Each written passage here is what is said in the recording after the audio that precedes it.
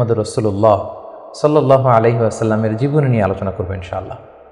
কিন্তু শুধুমাত্র একটি পর্বে আমাদের প্রিয় নবীজির বর্ণাঢ্য জীবনী, এই পুরো জীবনীকে কাভার করা খুবই দুঃসাধ্য একটি ব্যাপার। তারপরেও আমরা চেষ্টা করব খুব সংক্ষিপ্ত পরিসরে, খুব প্রেসাইজলি তার জীবনের গুরুত্বপূর্ণ যে লাইফ ইভেন্টসগুলো আছে, ঘটনাগুলো আছে, সেগুলো খুব সংক্ষিপ্ত পরিসরে বর্ণনা করবার। সম্মানিত সুধী, আল্লাহ তাআলা প্রিয় নবী মুহাম্মদ রাসূলুল্লাহ সাল্লাল্লাহু আলাইহি ওয়াসাল্লামকে জাজিরাতুল আরবে পাঠিয়েছিলেন। যে শহরে তিনি প্রিয় হাবিবকে পাঠিয়েছিলেন সেই শহরটি হচ্ছে মক্কাতুল মুকাররমা, এবং কুরাইশ বংশে রাসূল সাল্লাল্লাহু আলাইহি ওয়াসাল্লাম এসেছিলেন। বনু হাশিমি খানদানে তিনি এসেছিলেন, এবং আরবি ভাষাভাষী জনগোষ্ঠীর মাঝে আল্লাহ তাআলা প্রিয় নবী সাল্লাল্লাহু আলাইহি ওয়াসাল্লামকে প্রেরণ করেছেন।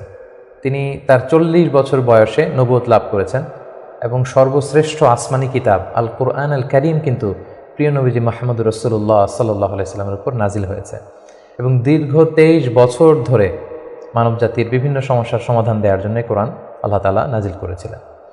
রাসূল সাল্লাল্লাহু আলাইহি ওয়াসাল্লাম পৃথিবীতে 63 বছর হায়াত পেয়েছেন, এবং 63 বছর শেষে তিনি মদিনাতুল মুনাওয়ারাতে ইন্তেকাল করেন, এবং সেখানেই তার নিজ হাতে প্রতিষ্ঠিত মসজিদে নববীর পাশে আজও তিনি শুয়ে আছেন।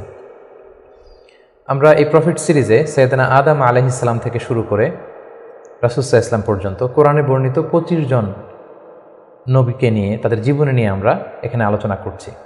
আর তারই ধারাবাহিকতায় রাসূল সাল্লাল্লাহু আলাইহি ওয়াসাল্লাম হচ্ছেন দ্য লাস্ট মেসেঞ্জার, সর্বশেষ নবী এবং সর্বশেষ রাসূল। আল্লাহ তাআলা সূরাতুল আহজাবে ইরশাদ করছেন, মা কানা মুহাম্মাদুন আবা আহাদিম মির রিজালিকুম ওয়ালাকিন রাসূলুল্লাহি ওয়া খাতামুন নাবিয়্যিন। তিনি হচ্ছেন খাতামুন নাবিয়্যিন, সর্বশেষ নবী। নবী আসার সাইয়েদনা আদম আলাইহিস সালাম থেকে শুরু করে নবীদের আগমনের যে ধারাবাহিকতা, সেটার সিল মেরে রাসূল সাল্লাল্লাহু আলাইহি ওয়াসাল্লামের মাধ্যমে সিলড আপ করা হয়েছে। এই ধারাবাহিকতাকে কাট আপ করে দেওয়া হয়েছে, তারপরে কোনো নবী আসবে না। এবং রাসূল সাল্লাল্লাহু আলাইহি ওয়াসাল্লাম নিজেও ইরশাদ করেছেন যে লা নাবিয়্যা বা'দি, আমার পরে কেউই আর নবী হিসেবে আসবে না, আমি হচ্ছে শেষ নবী, শেষ রাসূল।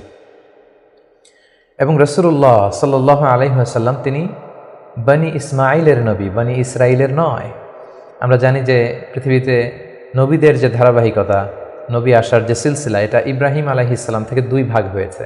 কারণ আমরা সাইয়েদনা ইব্রাহিম আলাইহিস সালামের পর্বে বলেছিলাম যে তিনি হচ্ছেন আবুল আম্বিয়া, সকল নবীদের বাবা। ইব্রাহিম আলাইহিস সালামের 2 জন পুত্র সন্তান ছিল, আমরা জানি, ইসহাক আলাইহিস সালাম, ইসমাঈল আলাইহিস সালাম। এই ইসহাক আলাইহিস সালামের সন্তান হচ্ছে ইয়াকুব আলাইহিস সালাম, এবং এই চ্যানেলেই সব নবীরা এসেছে। ইয়াকুব আলাইহিস সালামের অপর নাম হচ্ছে ইসরাইল, ফলে এই চ্যানেলে যত নবী এসেছে তারা হচ্ছে বনি ইসরাইলের নবী। কিন্তু ইব্রাহিম আলাইহিস সালামের অপর সন্তান ইসমাঈল আলাইহিস সালামের চ্যানেলে কোনো নবী আসেনি। তো সব নবী যেহেতু ইসমাঈল আলাইহিস সালামের চ্যানেলে না এসে ইসহাক আলাইহিস সালামের চ্যানেলে এসেছে, সবাই ভেবেছিল শেষ নবীও হয়তো এই চ্যানেলেই আসবে। কিন্তু আল্লাহ তাআলা তাদের ধারণাকে নস্যাৎ করে দিয়ে সাইয়েদনা মুহাম্মদুর রাসূলুল্লাহ সাল্লাল্লাহু আলাইহি ওয়াসাল্লামকে ইসমাঈল আলাইহিস সালামের চ্যানেলে প্রেরণ করেছেন। তাই তিনি বনি ইসমাঈল, তিনি বনি ইসরাঈল নন। এবং রাসূল সাল্লাল্লাহু আলাইহি ওয়াসাল্লাম তিনি হচ্ছেন বিশ্ব নবী, গ্লোবাল প্রফেট, অথবা দ্য প্রফেট অব ইউনিভার্স। গোটা বিশ্বের জন্য তিনি নবী হয়ে পৃথিবীতে এসেছেন। আল্লাহ তাআলা বলছেন, ওয়ামা আরসালনাকা ইল্লা কাফাতান লিন-নাসি বাশীরাও ওয়া নাযীরা।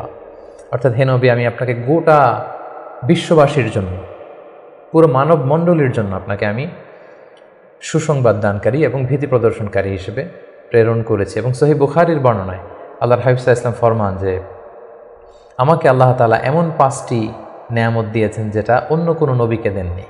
এর মধ্যে একটা হচ্ছে, অন্যান্য সকল নবীকে আল্লাহ তাআলা বিশেষ জনপদের জন্য, বিশেষ জাতিগোষ্ঠীর জন্য নবী করে প্রেরণ করেছেন, কিন্তু আমাকে আল্লাহ তাআলা গোটা মানব মণ্ডলীর জন্য প্রেরণ করেছেন। রাসূল সাল্লাল্লাহু আলাইহি ওয়াসাল্লাম বলেন, ওয়া কানা নাবিয়্যু ইউবআসু ইলা কওমিহি খাসসা। নবীদেরকে তাদের নির্দিষ্ট কওমে, জাতির কাছে নবী হিসেবে পাঠানো হয়েছে। ওয়া বুইসতু ইলান নাসি কাফা, আর আমি গোটা মানব মণ্ডলীর জন্য, বিশ্ববাসীর জন্য নবী হয়ে প্রেরিত হয়েছে। এবং রাসূলুল্লাহ সাল্লাল্লাহু আলাইহি ওয়াসাল্লামকে তিনি বলেছেন যে আমাকে শাফাআতের সুযোগ দেয়া হবে কিয়ামতের দিন, যে ভয়ঙ্করতম দিনে নবীরাও থারথার করে কাঁপতে থাকবে আল্লাহ তাআলার সামনে, একটি টু শব্দ করার সাহসটুকুন পাবে না, কোনো কথা বলার সাহস পাবে না। ঠিক সেই মুহূর্তে আল্লাহ রাসূল সাল্লাল্লাহু আলাইহি ওয়াসাল্লামকে শাফাআতের অনুমতি দেওয়া হবে। সুবহানাল্লাহি ওয়া বিহামদিহি। রাসূলুল্লাহ সাল্লাল্লাহু আলাইহি ওয়াসাল্লামের অনেকগুলো নাম রয়েছে। হাদিসে এসেছে যে রাসূল সাল্লাল্লাহু আলাইহি ওয়াসাল্লামের এক নাম হচ্ছে আল মাহি, আল আকিব, আল হাশির। কিন্তু কালামুল্লাহ মাজিদে রাসূল সাল্লাল্লাহু আলাইহি ওয়াসাল্লামের 2টি নাম উল্লেখিত হয়েছে। একটি হচ্ছে মোহাম্মদ আর একটা আহমদ। আল্লাহ তাআলা বলছেন ওমা মুহাম্মাদুন ইল্লা রাসূল ক্বাদ খালাত মিন ক্বাবলিহির রুসুল। মোহাম্মদ তো একজন নবী, আর তার আগে অনেক নবী পৃথিবীতে এসেছিলেন, তারা আবার বিদায় নিয়েছেন। তাহলে মোহাম্মদ নামটি পেলাম। মোহাম্মদ নাম ছাড়াও তার আরেকটি নাম কোরআনে উল্লেখিত হয়েছে, সেটা হচ্ছে আহমদ। সাইয়েদনা ঈসা আলাইহিস সালামের ভাষায় ইয়াতি মিন বাদি ইসমুহু আহমদ, তিনি বলেছিলেন যে আমার পরে একজন নবী আসবে, তার নাম হবে আহমদ। তাহলে কোরআনে রাসূল সাল্লাল্লাহু আলাইহি ওয়াসাল্লামের দুইটি নাম পাওয়া যায়, একটা মুহাম্মদ, একটা আহমদ। এবং রাসূল সাল্লাল্লাহু আলাইহি ওয়াসাল্লামকে আল্লাহ তাআলা আমাদের জন্য মডেল বানিয়ে পাঠিয়েছেন। সব ক্ষেত্রে তিনি আমাদের model, the best standard of character. আল্লাহ তাআলা ইরশাদ করছেন ওয়া ইন্নাকা লা আলা খুলুকিন আযীম, নবী হে আপনি সুমহান চরিত্রের উপর প্রতিষ্ঠিত। আপনার চরিত্র হচ্ছে অনুকরণীয় চরিত্র, গোটা বিশ্ববাসী আপনার চরিত্র থেকে শিখবে, জানবে, আলোকিত হবে। এবং রাসূল সাল্লাল্লাহু আলাইহি ওয়াসাল্লাম হচ্ছে the best example to follow. এই পৃথিবীতে যার ফলোয়ার হওয়া যায়, যাকে অনুসরণ করা যায়, যাকে অনুকরণ করা যায়, তার মধ্যে শ্রেষ্ঠতম হচ্ছে আমাদের পেয়ারা হাবিব মুহাম্মদ রাসূলুল্লাহ সাল্লাল্লাহু আলাইহি ওয়াসাল্লাম। আল্লাহ তাআলা ইরশাদ করছেন লাকাদ কানা লাকুম ফি রাসূলিল্লাহি উসওয়াতুন হাসানা, অর্থাৎ তোমাদের রাসূলের মধ্যেই রয়েছে তোমাদের জন্য সর্বোত্তম আদর্শ। আমরা যেন তাকে আমাদের জীবনের মডেল, আমাদের জীবনের আইকন, আমাদের জীবনের আদর্শ হিসেবে গ্রহণ করি। এজন্য আল্লাহ তাআলা রাসূল সাল্লাল্লাহু আলাইহি ওয়াসাল্লামকে আমাদের জন্য উসওয়াতুন হাসানা, অনুকরণীয় উত্তম আদর্শ হিসেবে তিনি রাসূল সাল্লাল্লাহু আলাইহি ওয়াসাল্লামকে আমাদের কাছে প্রেরণ করেছেন। এবং তিনি শুধু মুসলিমদের জন্য নবী হয়ে আসেননি, তিনি শুধু বিশ্বাসীদের কাছেই নবী হয়ে আসেননি, তিনি শুধু আরববাসীদের কাছেই নবী হয়ে আসেননি, তিনি গোটা বিশ্বের জন্য রহমত হয়ে এসেছেন। Mercy for the entire universe. আল্লাহ তাআলা ইরশাদ করছেন ওয়ামা আরসালনাকা ইল্লা রাহমাতাল লিল আলামিন, I have sent you as a mercy for the entire universe. নবী হে আমি আপনাকে গোটা বিশ্ববাসীর জন্য রহমত করে প্রেরণ করেছি, রহমত স্বরূপ প্রেরণ করেছি। তিনি রাহমাতাল লিল আলামিন, তিনি গোটা বিশ্বের অ্যাসেট, গোটা বিশ্ব তার কাছ থেকে ভদ্রতা, সভ্যতা, ওহির জ্ঞান সব কিছু শিখবে।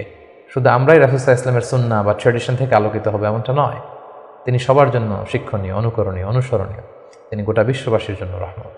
প্রিয় সুধী, যেহেতু তিনি আমাদের জন্য আদর্শ, সেহেতু রাসূল সাল্লাল্লাহু আলাইহি ওয়াসাল্লাম আমাদের জন্য যা নিয়ে এসেছেন সেটাকে যেন আমরা আঁকড়ে ধরি। এটা আল্লাহ তাআলার ভার্ডিক্ট, অর্ডার। আল্লাহ তাআলা ইরশাদ করছেন ওয়ামা আতাকুমুর রাসূলু ফাখুযুহু ওয়ামা নাহাকুম আনহু ফান্তাহু।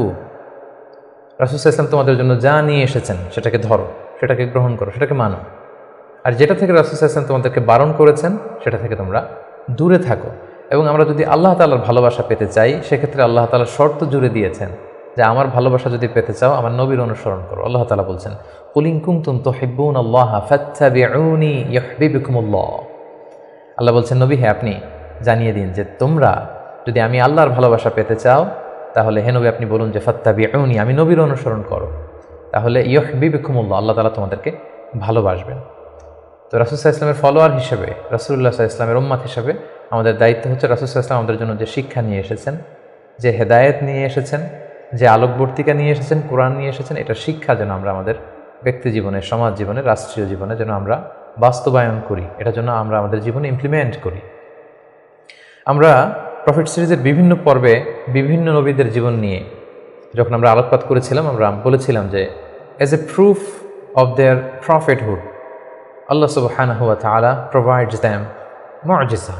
তারা যে নবী, তার প্রমাণ হিসেবে আল্লাহ তাআলা নবীদেরকে মুআজিজা দিয়ে থাকেন। রাসূল সাল্লাল্লাহু আলাইহি ওয়াসাল্লামের জীবনীতেও আমরা দেখব যে অসংখ্য মুআজিজা ছিল।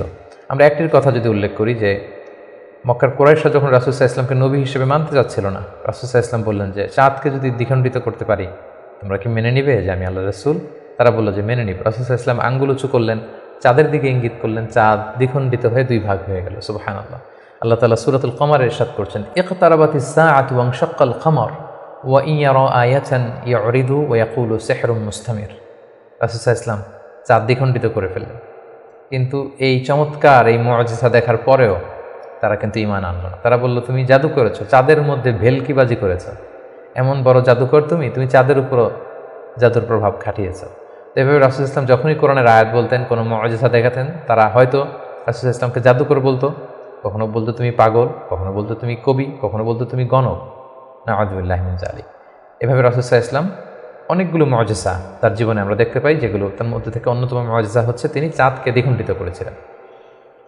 এবং রাসূল সাল্লাল্লাহু আলাইহি ওয়াসাল্লাম জন্মের আগেই, যেগুলোকে মুবাশশিরাত বা ইরহাসাত বলে, নবী হওয়ার আগে এমন কিছু অলৌকিক ঘটনা, এরকম অনেক ঘটনা কিন্তু ঘটেছে। যেমন রাসূল সাল্লাল্লাহু আলাইহি ওয়াসাল্লামের প্রিয় মাতা আমেনা যখন গর্ভবতী ছিলেন, তখন তিনি দেখেছেন যে তার পেট থেকে একটা আলো বের হয়ে এটা শাম দেশের বড় বড় প্রাসাদগুলোকে আলোকিত করছে।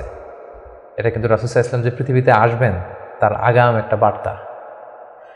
সম্মানিত সুধী, আমরা এই পর্যায়ে রাসূলুল্লাহ সাল্লাল্লাহু আলাইহি ওয়াসাল্লামের সরাসরি জীবনের দিকে যাব, ধারাবাহিক জীবন পরিক্রমা আলোচনা করব এবং বুঝবার সুবিধার্থে আমরা রাসূল সাল্লাল্লাহু আলাইহি ওয়াসাল্লামের পুরো জীবনীকে 3টি ভাগে ভাগ করেছি। তার প্রথম ভাগে আমি রাসূল সাল্লাল্লাহু আলাইহি ওয়াসাল্লামের জন্ম থেকে শুরু করে নবুয়ত পর্যন্ত এই 40 বছরের বর্ণনা দিব। সেক্ষেত্রে বয়স অনুসারে এই বর্ণনাটি দেয়া হবে। দ্বিতীয় ভাগে আমরা মক্কায় নবুয়তির যে 13 বছর, এই 13 বছরের বর্ণনা দিব। সেক্ষেত্রে নবুয়তির সন ভিত্তিক বর্ণনা দেওয়া হবে। এবং সবশেষে আমরা মদিনায় রাসূল সাল্লাল্লাহু আলাইহি ওয়াসাল্লাম যে 10টি বছর কাটিয়েছেন, তৃতীয় পর্বে বা তৃতীয় ভাগে আমরা সেটির বর্ণনা দিব, আর সেটা হবে হিজরি সন ভিত্তিক বর্ণনা। তাহলে সম্মানিত সুধী, আর কাল বিলম্ব না করে আমরা রাসূল সাল্লাল্লাহু আলাইহি ওয়াসাল্লামের বায়োগ্রাফির একেবারে মূল পর্বে চলে যাই। আমরা বলেছি যে প্রথম পর্বে আমরা রাসূল সাল্লাল্লাহু আলাইহি ওয়াসাল্লামের প্রথম 40টি বছরের বর্ণনা দিব, জন্ম থেকে শুরু করে নবী হওয়ার আগ পর্যন্ত। আমরা শুরুতেই বলেছি যে তিনি মাক্কাতুল মুকাররমায় এসেছেন, তিনি কুরাইশ বংশে জন্মগ্রহণ করেছেন, বনু হাশিম ছিল ওনার খানদান, এবং রাসূলুল্লাহ সাল্লাল্লাহু আলাইহি ওয়াসাল্লামের পিতার নাম ছিল আব্দুল্লাহ, মায়ের নাম ছিল আমিনা, দাদার নাম ছিল আব্দুল মুত্তালিব। এবং দুঃখজনক হলেও সত্য যে রাসূলুল্লাহ সাল্লাল্লাহু আলাইহি সাল্লামের মাতা পিতার সংসার 7 দিনের বেশি ছিল না, মাত্র বিয়ের পরে তারা 7 দিনের মতো, 1 সপ্তাহের মতো সংসার করেছিলেন। সেই সাংসারিক জীবনেই রাসূল সাল্লাল্লাহু আলাইহি ওয়াসাল্লাম মায়ের গর্ভে এসেছেন এবং রাসূল সাল্লাল্লাহু আলাইহি ওয়াসাল্লামের পিতা আব্দুল্লাহ তিনি ব্যবসার সফরে বেরিয়ে গিয়েছিলেন, ফেরবার পথে তিনি সেখানে ইন্তেকাল করেছেন। তখন রাসূল সাল্লাল্লাহু আলাইহি ওয়াসাল্লামের বয়স হচ্ছে মায়ের পেটের ভেতরে মাত্র 2 মাস। মায়ের পেটে থাকতেই তিনি বাবাহারা হয়েছেন এবং তিনি জন্মগ্রহণ করেছেন যে বছরে, সেটাকে ঐতিহাসিকরা বলেছেন আমুল ফিল, অর্থাৎ আব্রাহার হস্তি বাহিনী যে বছর কাবা ধ্বংস করতে এসেছিলেন, ঠিক সেই বছর রবিউল আউয়াল মাসের 12 তারিখে সোমবার তিনি ওনার মা আমিনার কুলকে উজালা করে এই পৃথিবীতে এসেছেন, শুভাগমন করেছেন। এবং রাসূল সাল্লাল্লাহু আলাইহি ওয়াসাল্লামের আগমন এটা আমাদের জন্য আনন্দের, উচ্ছ্বাসের, ভালোবাসার। তিনি সর্বশেষ নবী, সর্বশেষ রাসূল হয়ে পৃথিবীতে আগমন করেছেন। রাসূলুল্লাহ সাল্লাল্লাহু আলাইহি ওয়াসাল্লাম সোমবার দিন জন্মগ্রহণ করেছেন, এটা নিয়ে ঐতিহাসিকদের মধ্যে কোনো মতভেদ নেই। কিন্তু তিনি কি রবিউল আউয়াল মাসের 12 তারিখে জন্মগ্রহণ করেছেন নাকি 2 তারিখে না 8 তারিখে, এই দিনগুলো নিয়ে ঐতিহাসিকরা মতভেদ করেছেন। তবে মাশহুর বা সবচেয়ে প্রসিদ্ধ মতামত হচ্ছে তিনি রবিউল আউয়াল মাসের 12 তারিখে জন্মগ্রহণ করেছেন আলাইহিস সালাতু ওয়াসসালাম। এবং রাসূলুল্লাহ সাল্লাল্লাহু আলাইহি ওয়াসাল্লামের এই জন্মের সালটাকে যদি আমরা খ্রিস্টাব্দ দিয়ে কনভার্ট করি, তাহলে সেটা ছিল 571 খ্রিস্টাব্দ। এবং আমরা জানি যে তৎকালীন সময়ে সম্ভ্রান্ত ফ্যামিলির লোকেরা তাদের সন্তানদেরকে ব্রেস্ট ফিডিং উইমেনদের কাছে দিয়ে দিত, দুধমা, তারা এসে তাদেরকে নিয়ে যেত। এবং রাসূল সাল্লাল্লাহু আলাইহি ওয়াসাল্লামকে হালিমাতুস সাদিয়া নামে একজন নারী, যিনি তায়েফ থেকে আরও 70 কিলো দূরে বনু সাদ এলাকা থেকে এসে তারা রাসূল সাল্লাল্লাহু আলাইহি ওয়াসাল্লামকে রাসূল সাল্লাল্লাহু আলাইহি ওয়াসাল্লামের দাদা আব্দুল মুত্তালিবের কাছ থেকে নিয়ে গিয়েছিল দুধ খাওয়ানোর জন্য। এবং সেটা তারা করতো এই কারণে যে যেহেতু মক্কা শহর, এখানে অনেক ব্যবসায়ীরা আসে, অনেক লোক আসে, এখানে আরবি ভাষার অনেক আঞ্চলিকতার একটা মিক্স আপ হয়ে গিয়েছিল।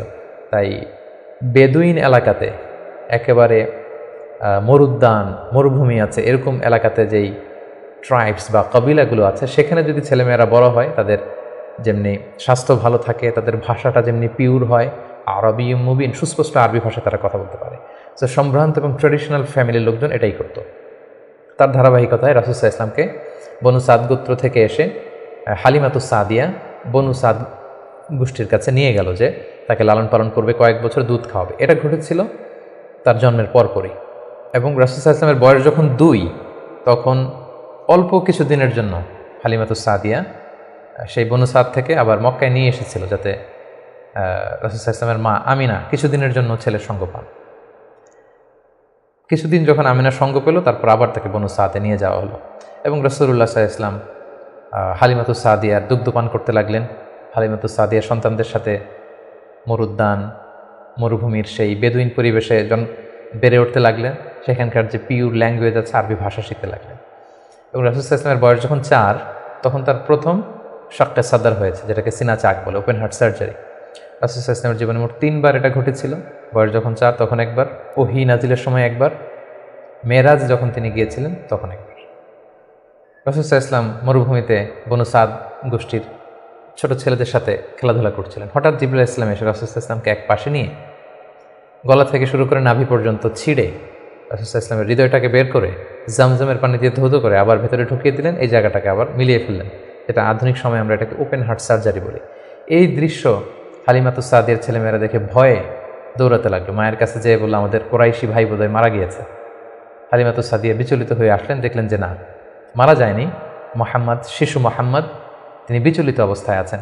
তারা ভয় পেয়ে গেলেন এবং ভাবলেন যে না, এই ছেলের যদি কিছু হয়ে যায় তাহলে তো এর দায়ভার আমার উপর আসবে, আমরা দিয়ে আসবো মোহাম্মদকে। রাসূল সাল্লাল্লাহু আলাইহি ওয়াসাল্লামের বয়স যখন 5 তখন হালিমাতুস সাদিয়া রাসূল সাল্লাল্লাহু আলাইহি ওয়াসাল্লামকে নিয়ে, ছোট্ট মুহাম্মদ সাল্লাল্লাহু আলাইহি ওয়াসাল্লামকে নিয়ে তার মায়ের কাছে দিয়ে আসলেন। যেহেতু 5 বছর বয়সে এখন তিনি সুস্পষ্ট আরবিতে কথা বলতে পারেন এবং দুধ খাওয়ানো তো সেই 2 বছর বয়সেই শেষ। তিনি মরুভূমির সুন্দর প্রকৃতিতে সুঠাম দেহ নিয়ে বড় হচ্ছেন, সুন্দর আরবি ভাষায় কথা বলতে পারেন। 5 বছর বয়সে মায়ের কাছে ফিরিয়ে দেওয়া হলো। এবং রাসূল সাল্লাল্লাহু আলাইহি ওয়াসাল্লামের আম্মা আমিনা, তিনি প্রতি বছর রাসূল সাল্লাল্লাহু আলাইহি ওয়াসাল্লামের বাবার কবর জিয়ারত করতে ইয়াসরিবে যেতেন, যেটা পরবর্তীতে মদিনা নামকরণ হবে, আমরা শুনব সেই ঘটনা। প্রতি বছর যেহেতু তিনি যান, রাসূল সাল্লাল্লাহু আলাইহি ওয়াসাল্লামকে যখন নিয়ে আসা হলো, তার পরের বছর তিনি রাসূল সাল্লাল্লাহু আলাইহি ওয়াসাল্লামকে নিয়ে রাসূল সাল্লাল্লাহু আলাইহি ওয়াসাল্লামের বাবার কবর জিয়ারত করতে গেলেন। রাসূল সাল্লাল্লাহু আলাইহি ওয়াসাল্লামের বয়স তখন 6 বছরের ছোট্ট বালক। জিয়ারত করলেন। জিয়ারত করে ফিরে আসার পথে রাসূল সাল্লাল্লাহু আলাইহি ওয়াসাল্লামের মাতা আমিনা তিনি মারা গেলেন মক্কা মদিনার মাঝখানে আবওয়া নামক জায়গায়। আল্লাহু আকবার। বয়স যখন মায়ের পেটে 2 মাস, বাবা হারা হলেন, পিতৃহারা। বয়স যখন মাত্র 6, মাতৃহারা, এখন কমপ্লিট ইয়াতিম মুহাম্মদ সাল্লাল্লাহু আলাইহি ওয়াসাল্লাম, বাবা মা হারা। তখন সাথে উম্মে আইমান নামে একজন দাসী ছিল, যিনি রাসূল সাল্লাল্লাহু আলাইহি ওয়াসাল্লামকে খুব ভালোবাসতেন, মায়ের কষ্ট বুঝতে দেননি। সেখান থেকে নিয়ে দাদার কাছে মক্কায় চলে আসলেন এবং রাসূল সাল্লাল্লাহু আলাইহি ওয়াসাল্লাম পরবর্তীতে বলেছিলেন, উম্মে আইমান ইয়া উম্মি বা'দা উম্মি, আমার মায়ের পরে উম্মে আইমানই আমার মা। সুবহানাল্লাহ। মক্কাতে যখন নিয়ে আসা হলো রাসূল সাল্লাল্লাহু আলাইহি ওয়াসাল্লামকে, শিশু মুহাম্মদকে, তখন তার দাদা আব্দুল মুত্তালিব তার দেখভালের দায়িত্ব নিলেন। কিন্তু অবাক করা কাণ্ড হচ্ছে, রাসূল সাল্লাল্লাহু আলাইহি ওয়াসাল্লাম যখন মাত্র 8 বছর বয়সে উপনীত হলেন, তার দাদাও ইন্তেকাল করলেন। এবার মাও নেই, বাবাও নেই, দাদাও নেই। ঠিক তখন রাসূল সাল্লাল্লাহু আলাইহি ওয়াসাল্লাম তার চাচা আবু তালেবের কাছে মানুষ হতে লাগলেন। রাসূল সাল্লাল্লাহু আলাইহি ওয়াসাল্লাম তার বয়স যখন 12 তখন তার চাচা আবু তালেব রাসূল সাল্লাল্লাহু আলাইহি ওয়াসাল্লামকে নিয়ে ব্যবসার কাজে শাম দেশের দিকে রওনা হয়েছিলেন। আমরা সেখানে বহাইরা আর রাহেব, যে খ্রিস্টান পাদ্রী, তার গুরু পাদ্রীর কাছে শুনেছিলেন যে শেষ জামানার নবী তার শৈশব বয়সে বা কৈশোর বয়সে এই মরুভূমির পাশ দিয়ে যাবে। এটা শোনার পর থেকে বহাইরা বছরের পর বছর এখানে ধ্যানমগ্ন থাকতো এবং অপেক্ষা করত। লম্বা ঘটনা। সম্মানিত শুধু আমরা বলে রাখি যে আমরা কোনো ঘটনাতেই লম্বা চূড়া ঢুকে যাব না, আমরা শুধু কখন কি ইনসিডেন্ট হয়েছিল সেটা একটু করে আপনাদের সাথে শেয়ার করবার চেষ্টা করব। বহাইরা আর রাহেব তার চাচা আবু তালেবকে বলল, এই ছেলে মোহাম্মদ নবী হবে, তার ভবিষ্যৎ অনেক উজ্জ্বল, ইহুদিরা যাতে জানতে না পারে, তুমি ফিরে যাও। এই ঘটনাটা তার বয়স যখন 12 তখন ঘটেছিল। রাসূল সাল্লাল্লাহু আলাইহি ওয়াসাল্লামের বয়স যখন 13 তখন থেকে তিনি মক্কার লোকদের ছাগল চড়াতে শুরু করলেন, মেষ পালক হিসেবে ক্যারিয়ার শুরু করলেন। অল্প কিছু পারিশ্রমিকের বিনিময়ে তিনি এটা করতেন। এটা শুধু রাসূল সাল্লাল্লাহু আলাইহি ওয়াসাল্লামের জীবনীতেই নয়, সমস্ত আম্বিয়া আলাইহিস সালামের জীবনীতে এটা ঘটেছে। সেই বুখারীর বর্ণনা, প্রিয়নবী বলেন, মা বা'আসাল্লাহু নাবিয়্যান ইল্লা রাআল গানাম, এই পৃথিবীতে আল্লাহ এমন কোনো নবী পাঠাননি যাদেরকে দিয়ে আল্লাহ মেষ চড়ান। সুবহানাল্লাহ। রাসূল সাল্লাল্লাহু আলাইহি ওয়াসাল্লাম এটা শুরু করেছিলেন। রাসূল সাল্লাল্লাহু আলাইহি ওয়াসাল্লামের বয়স যখন 20 তখন তিনি তরুণ যুবক, ওই বয়সে তিনি হিলফুল ফুজুল সংগঠন করেছিলেন। আরবিতে যেটাকে বলা হয় হালাফুল ফুদুল বা হালাফুল মুত্তাইয়িবিন, যুব সংগঠন করেছিলেন। এটার উদ্দেশ্য কী ছিল? যাতে মক্কাতে কেউ মাজলুম না হয়। এক লোক তার পণ্য বিক্রি করেছে, মক্কার এক সম্ভ্রান্ত লোক পণ্য কিনে টাকা দিতে চায়নি। সে পাহাড়ে উঠে চিৎকার করে বলে, মক্কায় কি এমন ন্যায়পরায়ণ কেউ নেই যে আমার টাকাটা উদ্ধার করে দিতে পারে? রাসূল সাল্লাল্লাহু আলাইহি ওয়াসাল্লাম এই দৃশ্য দেখে কষ্ট পেলেন। তিনি প্রায় এরকম দৃশ্য দেখতেন যে জালিমরা অসহায় গরিব লোকদেরকে মক্কায় এভাবে ঠকাচ্ছে। তিনি তার চাচা আর জুবাইর ইবনে আব্দুল মুত্তালিব সহ ওনাদের সমবয়স্ক ইয়াংদেরকে নিয়ে একটা সোসাইটি করলেন। এই সোসাইটির নাম তারা দিলেন হালাফুল ফুদুল, যেটা বাংলায় আমরা হিলফুল ফুজুল বলি। এবং তারা এই সংগঠনের নাম দিয়েছিলেন হালাফুল মুত্তাইয়িবিন বেসিকলি। তারা আরব দেশের ট্রেডিশন ছিল, তারা যখন সংঘবদ্ধ হতো তারা এক গামলা রঙের ভেতরে হাত ঢুকিয়ে দিয়ে তারা পাথরের মধ্যে হাতের ছাপ দিত। সবাই এভাবে হাতের ছাপ দিয়ে তারা প্রমাণ দিত যে আমরা ঐক্যবদ্ধ সংঘবদ্ধ আছি। তো এভাবে রাসূল সাল্লাল্লাহু আলাইহি ওয়াসাল্লাম যখন এই যুব সংগঠন করলেন তখন আর জালিমরা সাহস পেল না গরিবদেরকে ঠকাতে, এবং তারা গরিবদের হক এভাবে উদ্ধার করে দিত। সুবহানাল্লাহ বিহামদিহি। রাসূল সাল্লাল্লাহু আলাইহি ওয়াসাল্লামের বয়স যখন 25 তখন তিনি দ্বিতীয়বারের জন্য মক্কার বাইরে গেলেন। শাম দেশে তিনি ব্যবসায়িক কাজে গেলেন, এবং সেটা ছিল মূলত খাদিজাতুল কুবরা রাদিয়াল্লাহু তাআলা আনহা, যিনি মক্কার একজন সম্ভ্রান্ত নারী ছিলেন। তিনি সম্পদ বা অর্থ ইনভেস্ট করেছিলেন, এবং রাসূল সাল্লাল্লাহু আলাইহি ওয়াসাল্লাম তার হয়ে তার প্রোডাক্টগুলো নিয়ে বিক্রির জন্য গিয়েছিলেন। এবং তিনি সফর শেষে অঢেল সম্পদ, অঢেল অর্থ করি তিনি প্রফিট করে দিয়েছিলেন অন বিহাফ অফ খাদিজা রাদিয়াল্লাহু তাআলা। এবং খাদিজা রাদিয়াল্লাহু তাআলা আনহা এটা দেখে খুব খুশি হয়েছিলেন, এবং রাসূল সাল্লাল্লাহু আলাইহি ওয়াসাল্লামের যে পোর্শন সেটাও রাসূল সাল্লাল্লাহু আলাইহি ওয়াসাল্লাম পেয়েছিল। এই সফরে, এই ব্যবসায়িক সফরে খাদিজা রাদিয়াল্লাহু তাআলা আনহার একজন দাসী ছিল নাম মাইসারা, তিনি ছিলেন সফর সঙ্গে, কাফেলার মধ্যে তিনিও ছিলেন। সফর শেষে যখন রাসূল সাল্লাল্লাহু আলাইহি ওয়াসাল্লাম অনেক লাভ করে প্রফিট করে ফিরলেন তখন খাদিজা রাদিয়াল্লাহু তাআলা আনহা খুব খুশি হলেন, এবং মাইসারা তখন খাদিজাকে জানান দিল যে খাদিজা, এই মানুষ মুহাম্মদ কোনো সাধারণ মানুষ নন। খাদিজা বললেন, তাই নাকি? কি দেখেছো তুমি এই থ্রু আউট দ্য জার্নি, এই পুরো সফরে তুমি কি খেয়াল করেছো? তিনি বললেন যে মুহাম্মাদের চলন বলন কথা এটা আলাদা, অন্য সবার চেয়ে, কাফেলার প্রত্যেকটা পুরুষের চেয়ে আলাদা। তিনি অন্যরকম, তিনি সাধারণ কোনো মানুষ নন, অসাধারণ একজন মানুষ।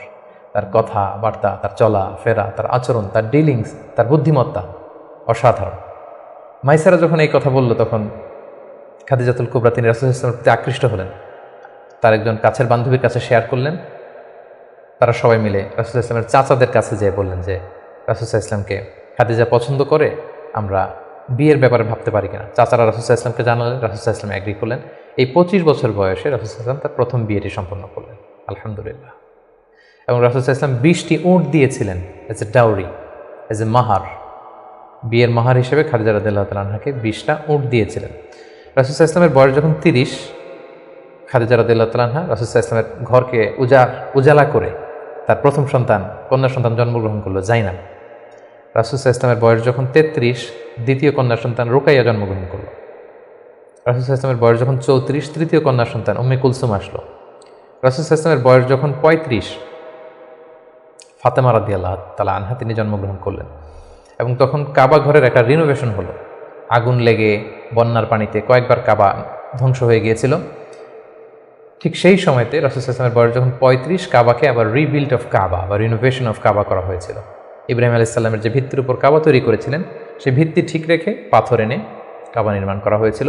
এবং হাজরা আসওয়াদ নিয়ে একটা দ্বন্দ্ব লেগেছিল, কে রাখবে এই জান্নাতি পাথর। 4টা গ্রুপ হয়ে গিয়েছিল।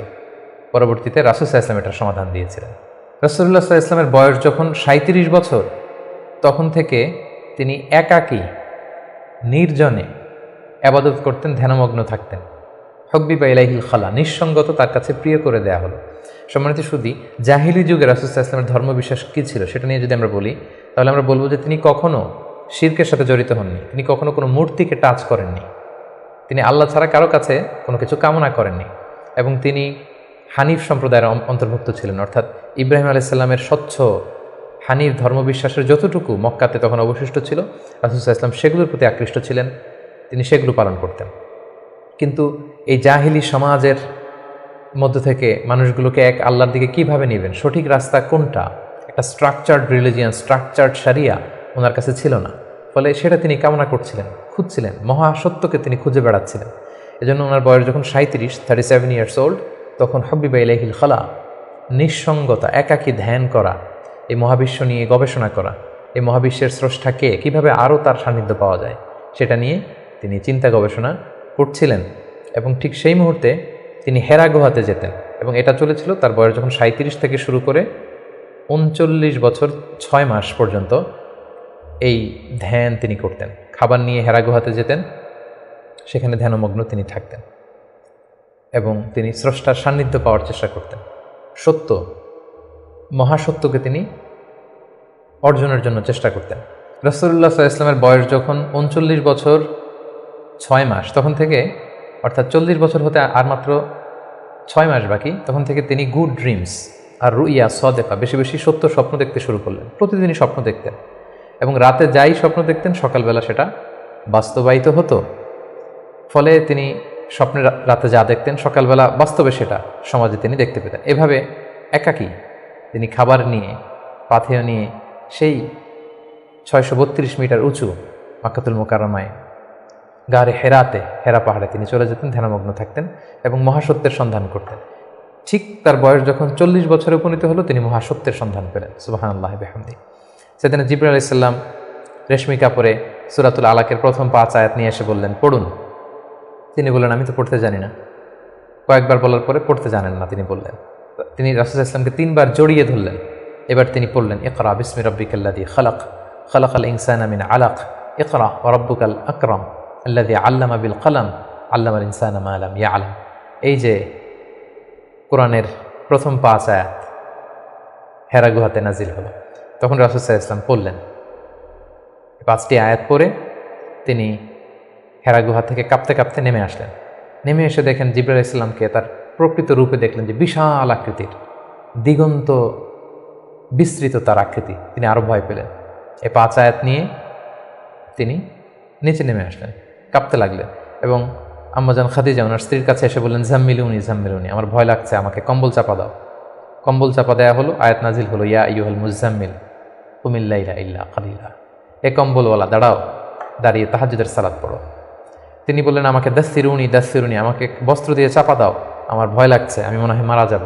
রাসূল ইসলামের গায়ে জ্বর এসে গেল, কাঁপুনি এসে গেল। কারণ কোরআনটা হচ্ছে ইন্না সানুলকি আলাইকা কওলান সাকিলা, এটা খুব ভারী, পাওয়ারফুল একটা স্ট্রং মেসেজ। এটা রিসিভ করা এত সহজ কোনো বিষয় নয়। যখন তিনি বললেন, কাপড় দিয়ে আমাকে আচ্ছাদন করো, আয়াত নাজিল হলো, ইয়া আইয়ুহাল মুদ্দাসসির কুম ফাআনদির, হে কাপড়ওয়ালা দাঁড়াও, কুম দাঁড়াও, বসে থাকার সময় নেই, কুম ফাআনদির, মানুষকে সতর্ক করো।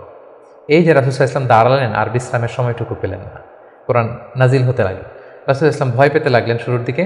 আম্মাজান খাদিজা আশ্বস্ত করে বললেন যে, আপনি ভয় পাবেন না, আপনার মধ্যে অনেক ভালো গুণাবলী আছে, আল্লাহ আপনাকে কখনোই অপদস্থ করবেন না। তিনি তার কাজিনের কাছে, ওরাকা ইবনে নওফলের কাছে নিয়ে গেলেন। তিনিও আশ্বস্ত করলেন যে, যাকে তুমি দেখেছো বিশাল আকৃতিতে, যে তোমার কাছে সূরা আলাকের ৫ আয়াত নিয়ে এসেছে, তিনি হচ্ছেন নামুস, সে জিবরিল। তোমার আগে সব নবীদের কাছে তিনিই আসতেন আল্লাহর বাণী নিয়ে। সুবহানাল্লাহ। ভয় পেও না, তুমি চালিয়ে যাও এবং তোমার জাতিগোষ্ঠী তোমার বিরোধিতা করবে, তোমাকে তোমার এলাকা থেকে বের করে দিবে। রাসূল ইসলাম বললেন, আমার গোষ্ঠীর আত্মীয়রা আমাকে বের করে দিবে? তিনি বললেন, হ্যাঁ, এই বাণীবাহকের কাজ যারা করে পৃথিবীতে তাদেরকে এই ভাগ্যই বরণ করতে হয়েছে। সুবহানাল্লাহ বিহামদিহি। সম্মানিত শুধু এভাবে ইকরা বিসমি রাব্বিকাল্লাযী খালাক, read in the name of your lord who has created, এই বাণী নাজিলের মধ্য দিয়ে রাসূল সাল্লাল্লাহু আলাইহি ওয়াসাল্লাম অফিশিয়ালি নবী হলেন, নবুয়ত লাভ করলেন এবং তার বয়স ছিল তখন ৪০ বছর। তাহলে আমরা প্রথম পর্ব শেষ করলাম, যেখানে আমরা বলেছি প্রথম পর্বে আমরা রাসূল ইসলামের জন্ম থেকে শুরু করে নবী হওয়া পর্যন্ত এই ৪০ বছরের বর্ণনা আমরা প্রথম পর্বে শুনলাম। এবারে আমরা দ্বিতীয় পর্বে চলে যাব। দ্বিতীয় পর্বে আমরা বর্ণনা করব নবী হওয়ার পর থেকে হিজরতের আগ পর্যন্ত মক্কায় নবুয়তের ১৩ বছর ওনার কেমন কেটেছে, কি কি ইনসিডেন্ট ছিল, কি কি ঘটনার মধ্যে দিয়ে, স্ট্রাগলের মধ্যে দিয়ে তিনি গিয়েছেন, সেটা আমরা এখন শুনবো ইনশাআল্লাহ। আমরা শুরুতেই বলেছিলাম যে দ্বিতীয় পর্ব আমরা আলোচনা করব নবুয়তির সন ভিত্তিক। তো নবুয়তির প্রথম বছরে রাসূল সাল্লাল্লাহু আলাইহি ওয়াসাল্লামের কাছে কোরআনের আয়াত যাই নাজিল হতো, সেটা তিনি খুব প্রাইভেটলি কাছের লোকদের কাছে প্রচার করতেন, অন্যদেরকে বলতেন না। ফলে তিনি যে নবী হয়েছেন এটা ওনার কাছের লোকজন ছাড়া কেউ জানতে পারেনি। তিনি সর্বপ্রথম খাদিজা রাদিয়াল্লাহু তাআলা আনহার কাছে বলেছেন, তিনি বিশ্বাস করে ঈমান এনেছেন। তার চাচাতো ভাই ছোট্ট আলী রাদিয়াল্লাহু তাআলা আনহুর কাছে বলেছেন, আলী রাদিয়াল্লাহু তাআলা আনহু ছোটদের মধ্যে ঈমান এনেছেন। দাসদের মধ্যে থেকে প্রথম যায়েদ ইবনে হারেসা, যিনি রাসূল সাল্লাল্লাহু আলাইহি ওয়াসাল্লামের পালক পুত্রের মর্যাদায় ছিলেন, তিনি ঈমান এনেছেন।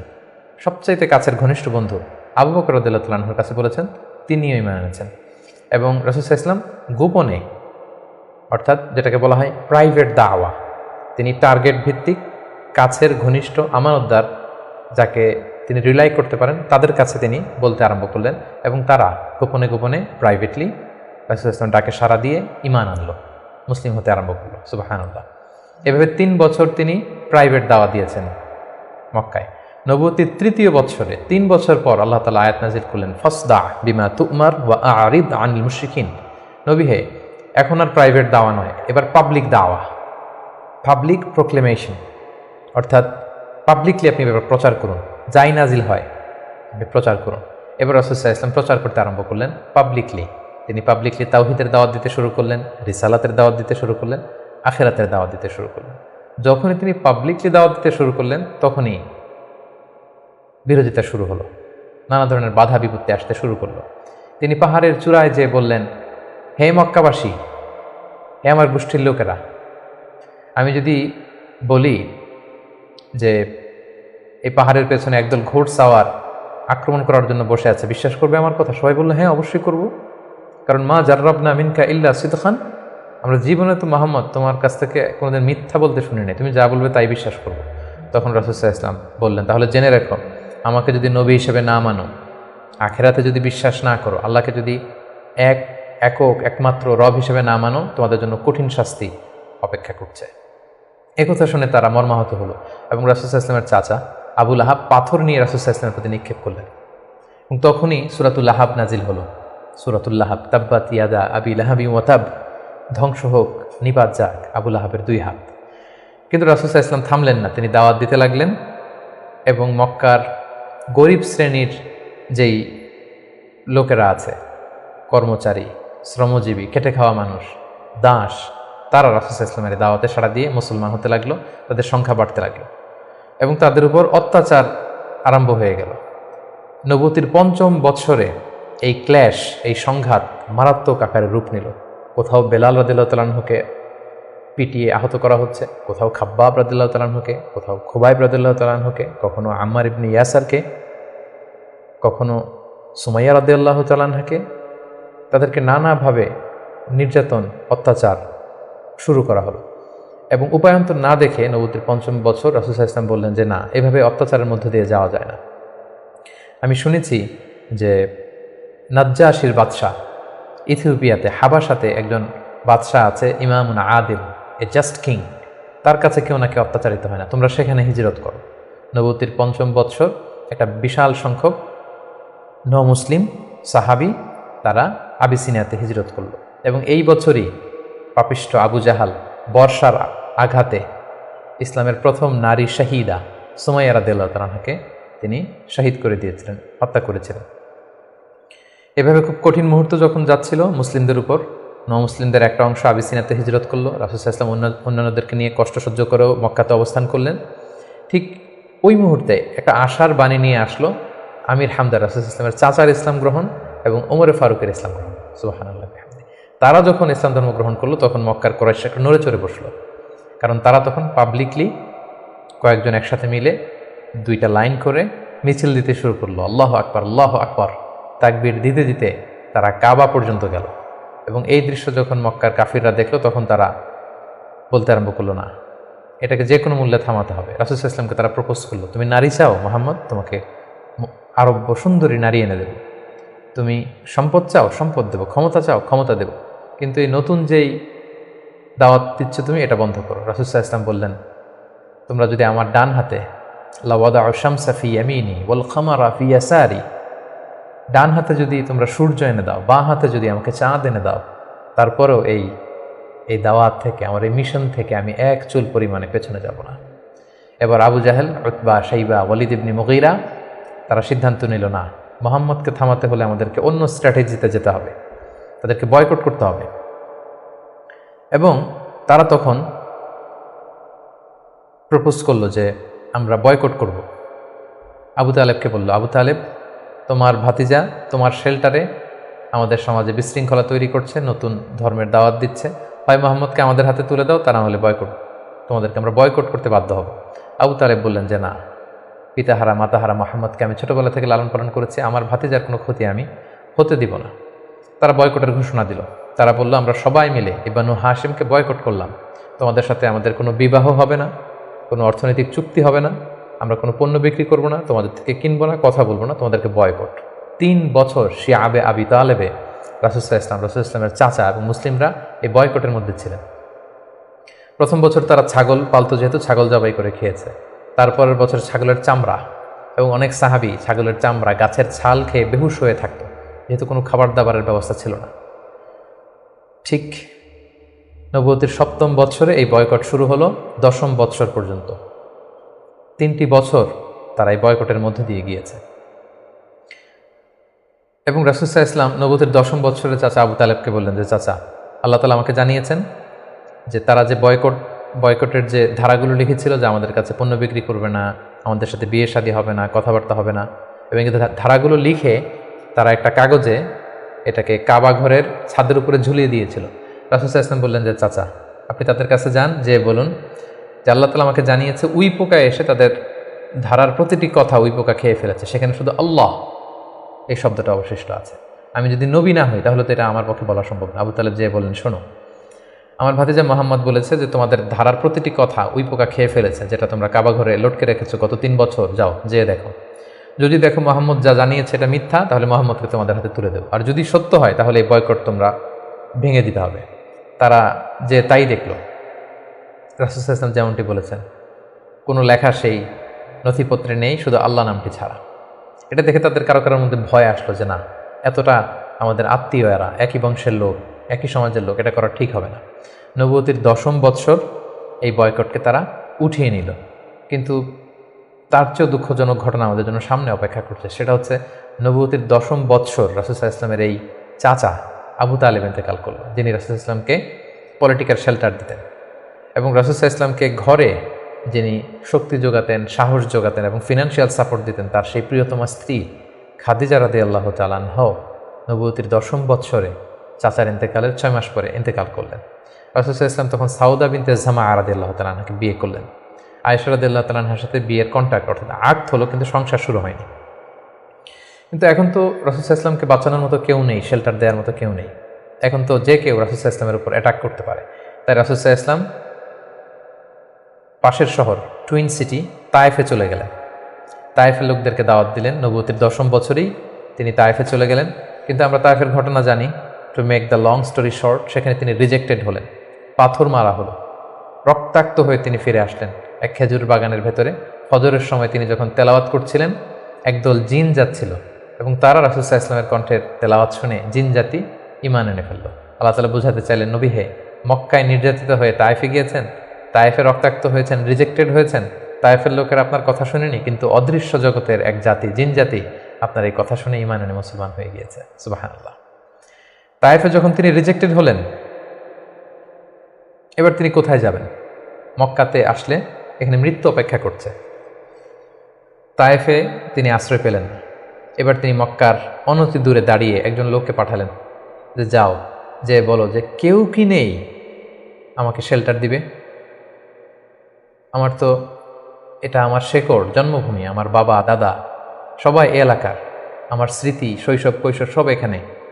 আমি তো তোমাদের সাথে কোনো খারাপ আচরণ কখনো করিনি, কাউকে ঠকাইনি, আমাকে থাকবার জন্য কি কেউ আশ্রয় দিবে না? কেউ তখন আবু জাহেল, উতবা সাইবার ভয়ে রাসূল সাল্লাল্লাহু আলাইহি ওয়াসাল্লামকে আমান বা সিকিউরিটি দিতে রাজি হলো না, একজন লোক ছাড়া। তিনি হচ্ছেন মুতঈম ইবনে আদি। যদিও সে মুশরিক, কিন্তু রাসূল সাল্লাল্লাহু আলাইহি ওয়াসাল্লামকে শেল্টার বা আমান দেওয়ার জন্য রাজি হলো। আল্লাহর মেহেরবানি, এই মুশরিক মুতঈম ইবনে আদির শেল্টারে রাসূল সাল্লাল্লাহু আলাইহি ওয়াসাল্লাম মক্কায় ঢুকলেন, তাওয়াফ করলেন, মক্কায় থাকতে আরম্ভ করলেন। কিন্তু মক্কার পরিবেশ পরিস্থিতি মোটেও রাসূল সাল্লাল্লাহু আলাইহি ওয়াসাল্লামের অনুকূলে নয়। রাসূল সাল্লাল্লাহু আলাইহি ওয়াসাল্লাম খুব কষ্টে দিনাতিপাত করতে লাগলেন। কিছুদিন আগে চাচা হারিয়েছেন, ঘরের স্ত্রী খাদিজা রাদিয়াল্লাহু তাআলা আনহাকে হারিয়েছেন, তায়েফে যে নির্যাতিত হয়েছেন, ডানে বায়ে সামনে পেছনে সাহস জোগানোর মতো কেউ নেই। রাসূল সাল্লাল্লাহু আলাইহি ওয়াসাল্লামের হৃদয়টা ভেঙে চুরমার খান খান। ঠিক সেই মুহূর্তে নবুয়তির 11তম বৎসরে রাসূল সাল্লাল্লাহু আলাইহি ওয়াসাল্লামের হৃদয়টাকে আনন্দ দিয়ে ভরে দেবার জন্য স্পেশাল মিটিংয়ে রাসূল সাল্লাল্লাহু আলাইহি ওয়াসাল্লামকে ডেকে নিলেন আল্লাহ তাআলা তার আরশে। আল্লাহ তাআলা নাজিল করলেন, সুবহানাল্লাযী আসরা বিআবদিহি লাইলাম মিনাল মাসজিদিল হারাম ইলাল মাসজিদিল আকসা। তিনি মসজিদে হারাম থেকে এক রাত্রিবেলা রাসূল সাল্লাল্লাহু আলাইহি ওয়াসাল্লামকে জিবরাইল আলাইহিস সালামের মারফত তিনি মসজিদে আকসায় নিলেন। সেখান থেকে 7 আকাশ ভ্রমণ করিয়ে আল্লাহর আরশে নিয়ে গেলেন। সুবহানাল্লাহ। সেখানে সালাত ফরজ করা হলো। রাসূল সাল্লাল্লাহু আলাইহি ওয়াসাল্লামের সাথে একান্তে আল্লাহ তাআলা কথোপকথন করলেন। রাসূল সাল্লাল্লাহু আলাইহি ওয়াসাল্লামের মন ভালো করে দিলেন। মেরাজ থেকে তিনি ফিরে আসলেন, কিন্তু এখন যাবেন কোথায়? মক্কায় তো থাকার পরিবেশ নেই। তখন তিনি ওনার গ্লোবাল নেভিগেশন এটা বাড়ানোর জন্য ট্রাই করলেন যে ফরেন লোক আমি পাই কিনা, যে বিদেশে কোথাও যেয়ে থাকা যায় কিনা, প্রবাসে। রাসূল সাল্লাল্লাহু আলাইহি ওয়াসাল্লাম তখন হজের মৌসুমটাকে বেছে নিলেন, কারণ হজে মক্কায় হাজার হাজার লোক চারদিক থেকে আসতো এবং হজের মৌসুমগুলোতে আবু জাহেল, উতবা, সাইবা, ওয়ালিদ ইবনে মুগীরা তারা মক্কায় প্রবেশের যে প্রধান ফটক বা গেটে সেখানে দাঁড়িয়ে হাজিদেরকে বলতো, খবরদার, মক্কার যেখানে মনে চায় যাও, মানাসিকুল হজ পালন করো, কিন্তু মক্কায় একজন পাগল আছে, তার নাম মুহাম্মদ, তার কাছে যেও না, সে এমন কথা বলবে তোমাকেও পাগল বানায় ফেলবে। আমরা জানি যে আল ইনসানু হারিসুন আলা মা মুনিআ, মানুষকে যেটা থেকে বারণ করা হয় মানুষের সেটার ব্যাপারে আগ্রহ থাকে বেশি। সবাই তখন মক্কায় যে খুঁজতে আরম্ভ করলো যে কে এই মুহাম্মদ। যারাই রাসূল সাল্লাল্লাহু আলাইহি ওয়াসাল্লামের কাছে আসতো, রাসূল সাল্লাল্লাহু আলাইহি ওয়াসাল্লাম তাদেরকে আল্লাহ নাজিল করা কোরআন তেলাওয়াত শোনায় দিতেন এবং রাসূল সাল্লাল্লাহু আলাইহি ওয়াসাল্লামের কণ্ঠে কোরআন তেলাওয়াত শুনে এরকম অনেক ভিনদেশী মুসলমান হয়ে গিয়েছিল, সুবহানাল্লাহ। কিন্তু রাসূল সাল্লাল্লাহু আলাইহি ওয়াসাল্লামের তো একটা সেটেলমেন্ট লাগবে। কোথায় যাবেন তিনি মিনাতে এবং আকাবাতে খুঁজতে আরম্ভ করলেন। নবুয়তির 11তম বছরে খুঁজতে খুঁজতে হঠাৎ মিনার একটা টেন্টে, তাঁবুতে তিনি ঢুকলেন। 6 জন লোক সেখানে বসা। রাসূল ইসলাম জিজ্ঞেস করলেন, তোমরা কারা? তারা বলল, আমরা খাজরাজ গোষ্ঠীর মানুষ, ইয়াসরিব আমাদের বাড়ি। মদিনার পুরো নাম ছিল ইয়াসরিব। তাদের সংখ্যা ছিল মাত্র 6 জন। সুবহানাল্লাহ। আসলে পৃথিবীতে যত বড় কাজ হয়েছে, যত বিপ্লব হয়েছে, এগুলো কিন্তু হয়েছে সামান্য কয়েকজন লোক থেকে শুরু হয়েছে, পরে এটা বিপ্লবের রূপ নিয়েছে। এই যে দেখেন, ইমানের বীজ আল্লাহ তাআলা কিভাবে এই 6 জন লোকের মাধ্যমে মদিনাতে পৌঁছাবে। রাসূল সাল্লাল্লাহু আলাইহি ওয়াসাল্লাম বললেন, তোমরা খাজরাজের 6 জন? কোন খাজরাজ, কোন ইয়াসরিব? ওই যে ইয়াসরিবের পাশে ইহুদিরা বাস করে? তারা বললেন, হ্যাঁ। রাসূল সাল্লাল্লাহু আলাইহি ওয়াসাল্লাম বললেন, তোমাদেরকে কিছু সময় হবে, আমি তোমাদের কিছু শোনাবো? তারা বললেন, হ্যাঁ, শোনান। রাসূল সাল্লাল্লাহু আলাইহি ওয়াসাল্লাম কোরআনের আয়াত তেলাওয়াত করলেন। তারা যতই শুনতে লাগলো, অভিভূত হতে লাগলো, মোহিত হতে লাগলো। রাসূল সাল্লাল্লাহু আলাইহি ওয়াসাল্লামের হাতে হাত রেখে শাহাদা পড়ে তারা মুমিন হয়ে গেল। এবং রাসূল সাল্লাল্লাহু আলাইহি ওয়াসাল্লাম বললেন, যাও, তোমরা এই কোরআনের কথা, আমি যে নবী, আমি যে শেষ নবী, এই কথা তোমাদের লোকালয়ে, তোমাদের জনপদে যেয়ে তোমরা বল। এবং তারা যে ইয়াসরিবে ফিরে যেয়ে আরও 6 জনকে নিয়ে পরের বছর আসলো, নবুয়তির 12তম বৎসর। রাসূল সাল্লাল্লাহু আলাইহি ওয়াসাল্লাম খুঁজে খুঁজে হাজিদের তাঁবু খুঁজে খুঁজে সেই 12 জনের তাঁবুতে গেলেন এবং তারা 12 জন রাসূল সাল্লাল্লাহু আলাইহি ওয়াসাল্লামের হাতে হাত রেখে একটা শপথ করেছিলেন। এটাকে বলা হয় বাইআতুল আকাবা আল উলা, আকাবার প্রথম শপথ। মিনার পাশেই যে পাহাড় বেষ্টিত এরিয়া, এটাকে আকাবা বলে। এই আকাবার প্রথম শপথে 12 জন তারা রাসূল সাল্লাল্লাহু আলাইহি ওয়াসাল্লামের হাতে হাত রেখে শপথ করলো যে, নবী, আপনি যা বলেন আমরা তাই শুনব, আপনি যে আদেশ দেন সেটাই আমরা মাথা পেতে নেব। রাসূল সাল্লাল্লাহু আলাইহি ওয়াসাল্লাম খুশি হলেন, তার হৃদয়ে আশার সঞ্চার হলো যে না, হয়তো ইয়াসরিবে আমি চলে যেতে পারবো। এবং এই 12 জনকে সাথে করে রাসূল সাল্লাল্লাহু আলাইহি ওয়াসাল্লাম মক্কার একজন নমুসলিম সাহাবীকে পাঠালেন, যার নাম হচ্ছে মুসআব। বললেন যে, মুসআব, তুমি অন বিহাফ অফ মি, কোরআনের আয়াতগুলো, ইসলামের যে বিধানগুলো এসেছে, এগুলো এই 12 জনের সাথে তুমি ইয়াসরিবে চলে যাও as a brand ambassador of Islam. ইসলামের প্রথম অ্যাম্বাসেডর হিসেবে তিনি মক্কা থেকে মদিনায় গিয়েছিলেন। এবং মুসআব ছিলেন খুব ড্যাশিং চেহারার একজন সাহাবী। তার আতরের ঘ্রাণ, যে দামি পারফিউম তিনি ইউজ করতেন, এটা শুকে এই ঘ্রাণ যারা পেয়েছে তারা বিমোহিত হয়েছে সবসময়। দেখেন, একজন দায়ীর কোয়ালিটি কিন্তু এটা, তাকে খুব স্মার্ট হতে হবে। রাসূল সাল্লাল্লাহু আলাইহি ওয়াসাল্লামের খুব চমৎকার সিলেকশন, তিনি মুসআব ইবনে উমাইরকে এই কাজের জন্য সিলেক্ট করেছেন। এই 12 জনকে নিয়ে মুসআব রাদিয়াল্লাহু তাআলা আনহু তিনি ইয়াসরিবে ফিরে গেলেন এবং তিনি অল্প কিছুদিনের ব্যবধানে কয়েকশো মানুষকে মুসলিম বানিয়ে ফেললেন। সুবহানাল্লাহ, ইসলামের বাণী তিনি প্রচার করে ফেললেন। এবং রাসূল সাল্লাল্লাহু আলাইহি ওয়াসাল্লাম তখন মুসলিম যারা অবশিষ্ট ছিল তাদের সবাইকে ইয়াসরিবে চলে যেতে বললেন, যেহেতু মুসআব রাদিয়াল্লাহু তাআলা আনহু সেখানে যে একটা গ্রাউন্ড তৈরি করেছেন, সেখানে মুসলমান দল ভারী হতে শুরু করেছে। রাসূল সাল্লাল্লাহু আলাইহি ওয়াসাল্লাম মুসলিম সাহাবীদেরকে ওখানে পাঠালেন এবং তারপরের বছর নবুয়তির 13তম বৎসরে আবার সেই মিনার হাজি ক্যাম্পে রাসূল সাল্লাল্লাহু আলাইহি ওয়াসাল্লাম অপেক্ষা করলেন যে দেখি মুসআব ইবনে উমাইর এবং সেই 12 জন তারা কি করে। তারা 13তম বৎসরে 75 জন নিয়ে 75% তারা নিয়ে রাসূল সাল্লাল্লাহু আলাইহি ওয়াসাল্লামের হাতে বায়াত গ্রহণ করেছিলেন। এবং সম্মানিত সুধী, এবারের বায়াতটা ছিল পলিটিক্যাল বায়াহ। নবুয়তির 12তম বৎসরে 12 জন সাহাবী, যারা 12 জন শপথ নিয়েছিল, সেটা ছিল বাইয়াতুল আকাবাল উলা। এবার 75 জন নিল পলিটিক্যাল বাইয়াতুল আকাবা সানিয়া, যে শুধু আমার আনুগত্য না, আমার জীবন মানে তোমাদের জীবন, তোমাদের জীবন আমার জীবন, তোমরা তোমাদের জীবন বাঁচানোর জন্য যা করবে আমি নবীকে বাঁচানোর জন্য তাই করতে হবে। আদাম বিদ্দাম আল হাদাম আল হাদাম। তারা পলিটিক্যাল বায়া আনিল এবং রাসূল সাল্লাল্লাহু আলাইহি ওয়াসাল্লামকে বলল যে, ইয়া রাসূলুল্লাহ, আপনার জন্য আমাদের জীবন কুরবান। The land of Yathrib is completely ready for you, we just waiting for your arrival. আমরা আপনার আগমনের, শুভাগমনের অপেক্ষায়, আপনি আসুন, আমরা আপনাকে সাপোর্ট দিব, আমরা সেখানে ইসলামী সাম্রাজ্য গড়ে তুলব। রাসূল সাল্লাল্লাহু আলাইহি ওয়াসাল্লাম তিনি আশা পেলেন এবং আল্লাহ তাআলা ইঙ্গিত দিলেন যে মুহাম্মদ তোমাকে সেই ইয়াসরিবে ফিরে যেতে হবে। রাসূল ইসলাম বললেন তোমাদের মধ্যে থেকে আমি 12 জনকে নাকিব বানাতে চাই, 12 জন লিডার তোমরা যে ইসলাম প্রচার করবে। তারা গেল এবং ঠিক এই বাইআতুল আকাবা সানিয়ার 2.5 মাস পরে রাসূলুল্লাহ সাল্লাল্লাহু আলাইহি ওয়াসাল্লাম হিজরত করলেন। হিজরতের ব্যাপারে আমার বিভিন্ন আলোচনাতে আমরা সেখানে ফুটিয়ে তুলেছি। আজকের এই পর্বে যেহেতু এটা একটা সংক্ষিপ্ত পর্ব এবং এক পর্বে আমরা পুরো জীবনীকে কভার করতে চাচ্ছি, আমরা হিজরত নিয়ে বিস্তারিত আলোচনা করতে পারছি না। প্রিয় সুধী, এবার আমরা রাসূল সাল্লাল্লাহু আলাইহি ওয়াসাল্লামের জীবনীর তৃতীয় পর্ব বা তৃতীয় ভাগ শুরু করব, যেটা আমরা বলেছিলাম হিজরতের পর থেকে শুরু করে ইন্তেকাল পর্যন্ত। রাসূল সাল্লাল্লাহু আলাইহি ওয়াসাল্লাম হিজরত করে সেদিন আবু বকর রাদিয়াল্লাহু তাআলা আনহুকে নিয়ে মদিনায় আসলেন। মদিনাবাসী আনন্দিত, উচ্ছ্বসিত, উদ্বেলিত রাসূল সাল্লাল্লাহু আলাইহি ওয়াসাল্লামকে পেয়ে। রাসূল সাল্লাল্লাহু আলাইহি ওয়াসাল্লাম প্রথমে এসেই কুবা একটা এলাকা আছে, কুবা পল্লীতে তিনি কয়েকদিন থাকলেন এবং সেখানে একটা ছোট্ট মসজিদ নির্মাণ করলেন। তারপর তিনি মদিনাতে গেলেন। আসলে জায়গাটা ছিল ইয়াসরিব, তিনি যে জায়গাটার নাম পরিবর্তন করে মাদিনা করলেন, মাদিনাতুন নবী বা তয়্যিবা, পবিত্র নগরী। সেখানে যে ইয়াসরিবে যেও তিনি একটি মসজিদ প্রতিষ্ঠা করলেন, যে মসজিদটা হচ্ছে মসজিদে নববী, নবীর প্রতিষ্ঠিত মসজিদ। এবং এই মসজিদে তিনি 10 বছর ইমামতি করেছেন। এই মসজিদটাই ওনার সব কিছু ছিল। ফরেন ডেলিগেশন আসলে এখানে দেখা করতেন, এখানে তিনি আহলে সুফাদেরকে শিক্ষা দিতেন। এটাই ইউনিভার্সিটি ছিল, এটাই হাইকোর্ট, এটাই সুপ্রিম কোর্ট, এখানে বিচার কার্য পরিচালনা করতেন। এখান থেকে তিনি সামরিক অভিযানগুলো পরিচালনা করতেন। মদিনাতে তিনি এসে দেখলেন যে মদিনাতে হিজরত করা সাহাবারা, মদিনায় যারা মুসলিম হয়েছে তার মানে মুসলিম একটা কমিউনিটি। আবার দেখলেন কিছু মুশরিক কমিউনিটি আছে যারা এখনও মুসলিম হয়নি।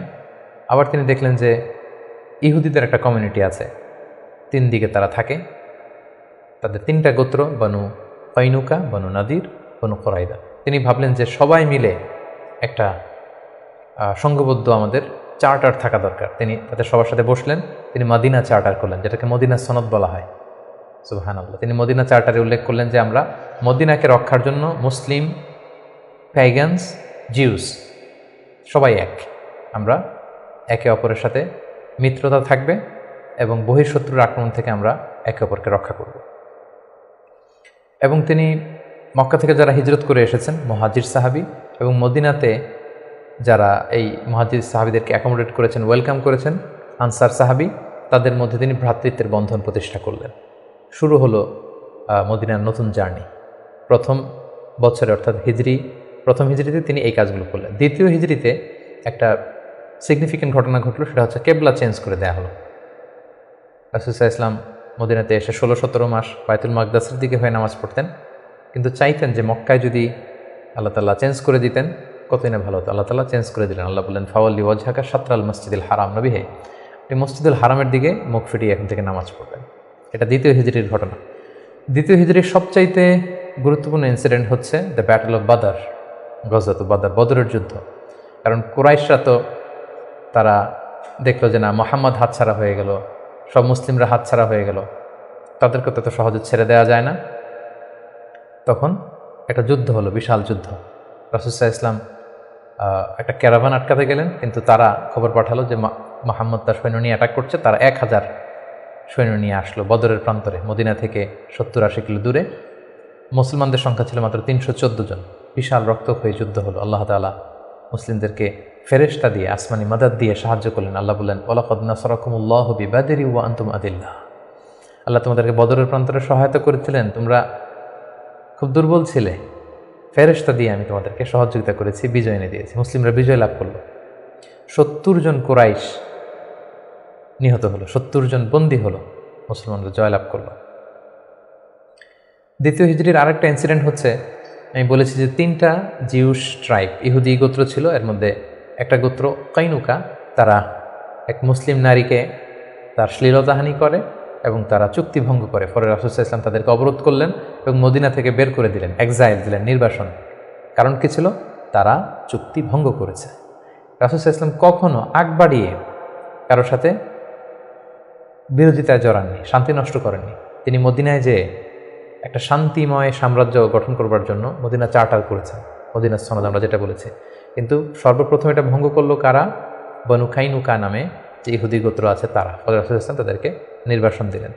এবং দ্বিতীয় হিজরিতে রোজার বিধান এবং জাকাতের বিধানকে ফরজ করা হলো। তৃতীয় হিজরির সবচেয়ে গুরুত্বপূর্ণ ঘটনা হচ্ছে উহুদের যুদ্ধ, কারণ 1 বছর আগে দ্বিতীয় হিজরিতে কুরাইশদের 70 জন নিহত হয়েছে, 70 জন বন্দী হয়েছে। তাদের যেই ক্ষত ঘা এটা শুকায়নি, সেটা শোধ নেওয়ার জন্য, প্রতিশোধ নেওয়ার জন্য তারা আসলো 3000 সৈন্য নিয়ে। মুসলিমরা ছিল মাত্র 1000। ইনিশিয়ালি রাসূল সাল্লাল্লাহু আলাইহি ওয়াসাল্লামের কিছু দিক নির্দেশনা অমান্য করার কারণে মুসলিমরা পরাজিত হতে আরম্ভ করলো, কিন্তু শেষের দিকে তারা আবার যুদ্ধে একটা ব্যালেন্স তৈরি করলো। কিন্তু তারপরেও 70 জন মুসলিম এই যুদ্ধে শহীদ হয়েছেন এবং রাসূল সাল্লাল্লাহু আলাইহি ওয়াসাল্লাম তার প্রিয়তম চাচা হামজা ইবনে আব্দুল মুত্তালিব, যাকে সাইয়্যিদুশ শুহাদা ঘোষণা দেওয়া হয়েছে, এবং যে মুসআব ইবনে উমাইরকে দ্য ফার্স্ট অ্যাম্বাসেডর করে তিনি পাঠিয়েছিলেন এই যুদ্ধে, তিনিও শহীদ হয়েছেন। 70 জন সাহাবীকে রাসূল সাল্লাল্লাহু আলাইহি ওয়াসাল্লাম হারিয়েছেন সেই যুদ্ধে। তৃতীয় হিজরিতে রাসূল সাল্লাল্লাহু আলাইহি ওয়াসাল্লাম হাফসা রাদিয়াল্লাহু তাআলা আনহাকে বিয়ে করেন, যায়নাব বিনতে খুজাইমাকে বিয়ে করেন, এবং তৃতীয় হিজরি সনে ফাতিমা রাদিয়াল্লাহু তাআলা আনহা, আলী রাদিয়াল্লাহু তাআলা আনহার ঘরকে উজালা করে রাসূল ইসলামের প্রথম নাতি হাসান রাদিয়াল্লাহু তাআলা আনহু জন্মগ্রহণ করেছিলেন। চতুর্থ হিজরির একটা মর্মান্তিক ঘটনা হচ্ছে বীরে মাউনার ঘটনা। নজদ থেকে কিছু লোক এসে রাসূল ইসলামকে বললেন, আপনি কিছু সাহাবাকে, কারি সাহাবাকে, হাফেজ সাহাবাদেরকে আমাদের সাথে পাঠান, তারা নজদে এসে আমাদেরকে ইসলাম শেখাবে। রাসূল ইসলাম 70 জন কারি সাহাবাকে বিশ্বাস করে পাঠিয়েছিলেন যে তাদেরকে নিয়ে যাও, তারা ইসলাম শেখাবে, কিন্তু তারা বিশ্বাসঘাতকতা করে এই সাহাবীদেরকে হত্যা করেছিল। এটা বীরে মাউনার ঘটনা। রাসূল ইসলাম অত্যন্ত মর্মাহত হয়েছিলেন।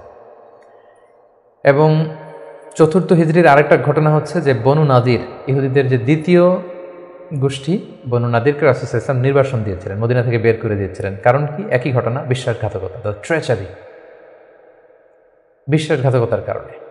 রাসূল ইসলাম আবু বকর, ওমর ফারুককে নিয়ে রক্তপণ কালেকশন করবার জন্য সেখানে গিয়েছিলেন, এবং তারা বলল যে হ্যাঁ আমরা এটাতে অংশগ্রহণ করবো, আপনি আসুন। কিন্তু তারা প্ল্যান করে রেখেছিল যে রাসূল ইসলামকে এমন একটা ঘরের নিচে বসাবেন যেই ঘরের উপর থেকে একজন ইহুদি বড় একটা পাথরের খণ্ড রাসূল ইসলামের মাথায় নিক্ষেপ করবেন, যাতে রাসূল ইসলাম সেখানে নিহত হন।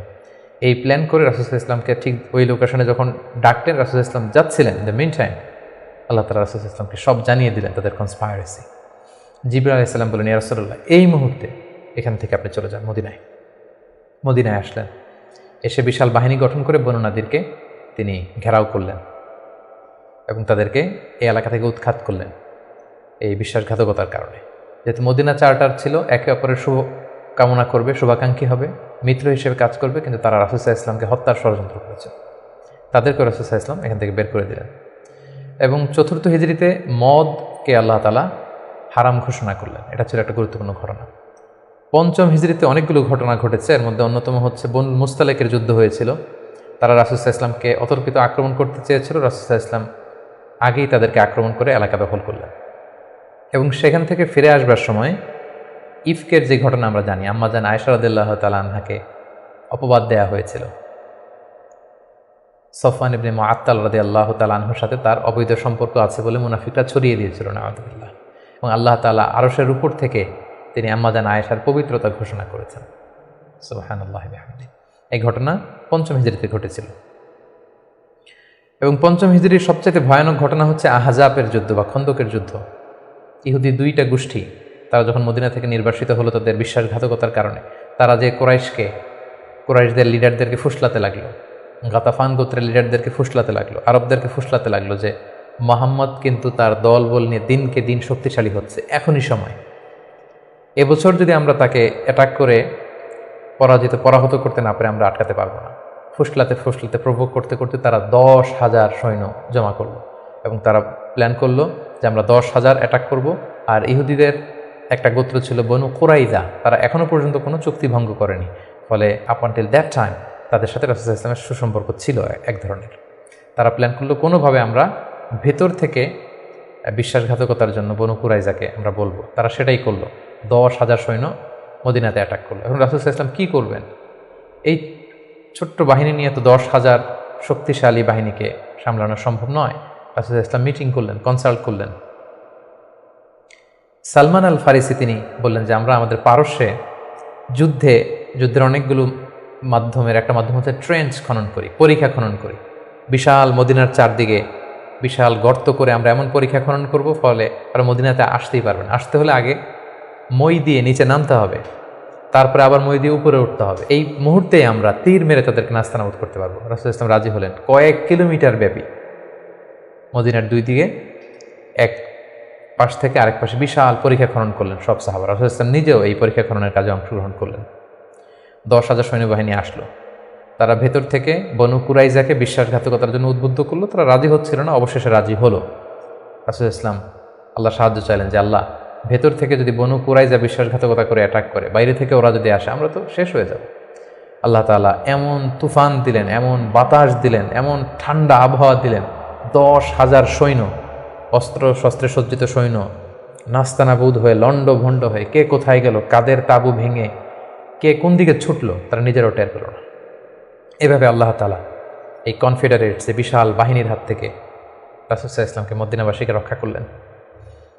রাসূল সাল্লাল্লাহু আলাইহি ওয়াসাল্লাম এবার তলোয়ার নামিয়ে ফেলতে চাইলেন। জিবরাইল আলাইহিস সালাম বললেন, ইয়া রাসূলুল্লাহ, আপনি যুদ্ধ শেষ করেছেন, আমরা তো করিনি। বনু কুরাইজার কথা কি ভুলে গেছেন? ইহুদিদের যে একটা ট্রাইব, যারা বিশ্বাসঘাতকতা করলো, তাদেরকে অ্যাটাক করো। রাসূলুল্লাহ সাল্লাল্লাহু আলাইহি সাল্লাম ৫ম হিজরিতে এবার বনু কুরাইজাকে অ্যাটাক করলেন। পরে তারা বাধ্য হলো তাদের মিত্র সাদ বিন মুআজ রাদিয়াল্লাহু তাআলা আনহু যেটা বলবে এটাই ফায়সালা হবে। দীর্ঘদিন তারা রাসূল সাল্লাল্লাহু আলাইহি ওয়াসাল্লাম তাদেরকে চারদিক থেকে ঘেরাও করে রাখলো। পরে সাদ বিন মুআজ বললেন যে এটা বড় বিশ্বাসঘাতকতা, তাদের এই বিশ্বাসঘাতকতা যদি সফল হতো আমরা সবাই মারা যেতাম। সো আমার রায় হচ্ছে তাদের এই বিশ্বাসঘাতকতার শাস্তি হতে হবে অনেক বড়। তাদের মধ্য থেকে যারা মুসলিমদের বিরুদ্ধে তলোয়ার ধরেছে তাদেরকে এক্সিকিউশন করা হবে, তাদের নারীদেরকে বন্দী করা হবে। রাসূল সাল্লাল্লাহু আলাইহি ওয়াসাল্লাম সাদ বিন মুআজের এই পরামর্শকে মেনে নিলেন, এই রায়কে মেনে নিলেন। ৬ষ্ঠ হিজরিতে রাসূলুল্লাহ সাল্লাল্লাহু আলাইহি সাল্লাম তিনি স্বপ্ন দেখলেন যে তিনি উমরা করছেন, এবং আমরা জানি নবীদের স্বপ্ন হচ্ছে ওহী। তিনি সাহাবীদের কাছে স্বপ্নের কথা জানালেন। ১৪০০ সাহাবীকে নিয়ে তিনি উমরা করতে গেলেন। কিন্তু আমরা জানি যে উমরা করতে যেতে হবে মক্কায়। মক্কায় তো শত্রুর বসবাস, কুরাইশরা। তারা রাসূল সাল্লাল্লাহু আলাইহি ওয়াসাল্লামকে ঢুকতে দিল না। সাহাবারা বললেন, ইয়া রাসূলুল্লাহ, যুদ্ধের ঘোষণা দিন, আমরা যুদ্ধ করব। রাসূল সাল্লাল্লাহু আলাইহি ওয়াসাল্লাম বললেন, আমি যুদ্ধ করতে আসিনি, আমি উমরা করতে এসেছি। তখন সেখানে রাসূল সাল্লাল্লাহু আলাইহি ওয়াসাল্লাম তাদের সাথে একটা ট্রিটি করলেন, পিস ট্রিটি, যেটাকে ঐতিহাসিকরা হুদায়বিয়া সন্ধি বলা হয়। এটা ৬ষ্ঠ হিজরির জিলকদ মাসে হয়েছিল। সেখানে ট্রিটিতে বলা হয়েছে যে এবছর মুসলমানরা উমরা করতে পারবে না, ফিরে যাবে উমরা ছাড়াই। আগামী বছর আমরা সুযোগ দিব, তবে মাত্র 3 দিনের জন্য আসবে, কোনো অস্ত্র ছাড়া উমরা করে চলে যাবে। সাহাবীরা এটা মানতেই চাচ্ছিলেন না। রাসূল সাল্লাল্লাহু আলাইহি ওয়াসাল্লাম বললেন যে থামো, আমরা এটাতেই রাজি। এবং তারা আরও কিছু ধারা দিল এই সন্ধির, যে মক্কা থেকে কেউ যদি মদিনাতে যায় মুসলিম হয়ে, মদিনাবাসী তাদেরকে ফেরত দিতে হবে। কিন্তু মদিনা থেকে কেউ মক্কায় আসলে মক্কাবাসী ফেরত দিতে বাধ্য থাকবে না। আর দুই পক্ষের সাথে যে কেউ অ্যালায়েন্স করতে পারবে। ফলে বনু খুজা গেল রাসূল সাল্লাল্লাহু আলাইহি ওয়াসাল্লামের পক্ষে, বনু বকর গেল কুরাইশদের পক্ষে। এভাবে হুদায়বিয়ার সন্ধিটি হলো। সাহাবারা কেউ মানতে পারল না। রাসূল সাল্লাল্লাহু আলাইহি ওয়াসাল্লাম বললেন, সন্ধি স্বাক্ষরিত হয়ে গিয়েছে, সবাই মাথার চুল হলক করে হালাল হয়ে যাও, আমরা এখন মদিনায় ফিরে যাব। কেউ হালাল হচ্ছিল না। পরে উম্মে সালামা রাদিয়াল্লাহু তাআলা আনহার পরামর্শে রাসূল সাল্লাল্লাহু আলাইহি ওয়াসাল্লাম নিজেই তার পশু জবাই করলেন, নিজের মাথা নিজে হাল্লাক দিয়ে তিনি মাথা মুন্ডন করলেন। ফলে সবাই সেটি করল। সাহাবীদের কাছে মনে হচ্ছিল যে এটা একটা অপমান।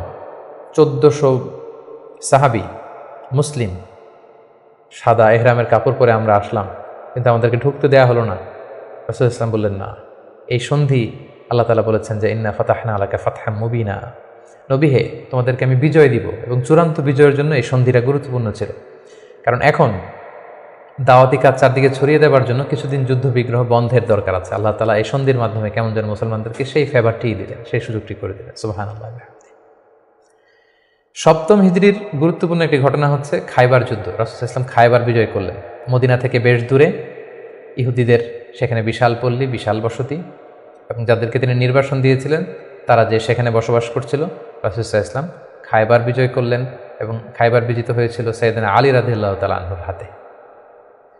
খায়বার যখন বিজয় হলো, খায়বারের বিশাল ল্যান্ড, খেজুর বাগান, রাসূল সাল্লাল্লাহু আলাইহি ওয়াসাল্লাম এগুলো পেলেন এবং চুক্তিতে আসলেন যে খায়বারের ইহুদিরা তারা সারা বছর জুড়ে যতটুকু খেজুর তারা উৎপাদন করবে এবং ফলমূল চাষ করবে তার অর্ধেক মদিনাতে দেওয়া হবে। এবং খায়বার বিজয়ের পর থেকেই কিন্তু বেসিকলি মদিনাতে সাহাবাদের একটু অর্থনৈতিক সচ্ছলতা ফিরে আসলো।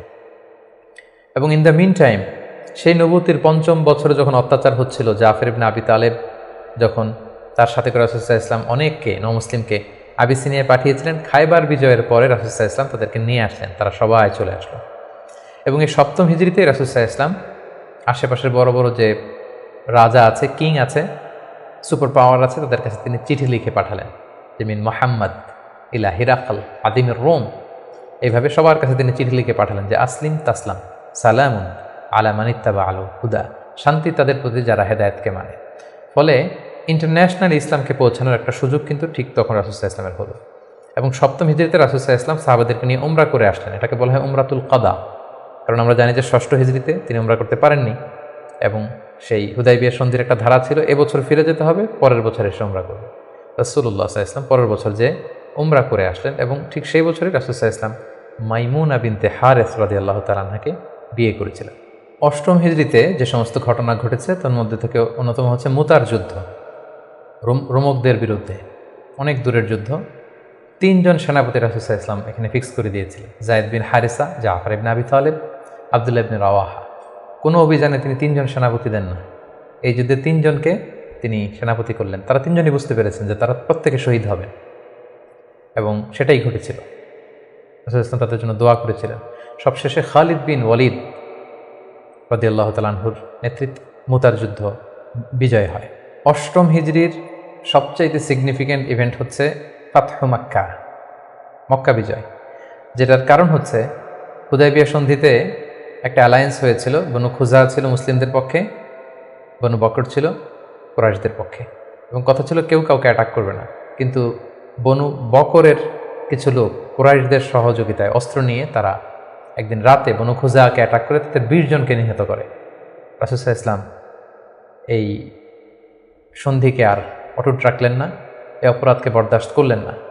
রাসূলুল্লাহ সাল্লাল্লাহু আলাইহি ওয়াসাল্লাম যাতে মাফ করে দেয় এটার জন্য আবু সুফিয়ানকে পাঠানো হয়েছিল, রাসূলুল্লাহ সাল্লাল্লাহু আলাইহি ওয়াসাল্লাম মানলেন না। বিশাল এক বাহিনী নিয়ে 10,000 সাহাবীকে নিয়ে তিনি মক্কা অভিমুখে রওনা হলেন এবং তিনি মক্কা বিজয় করলেন।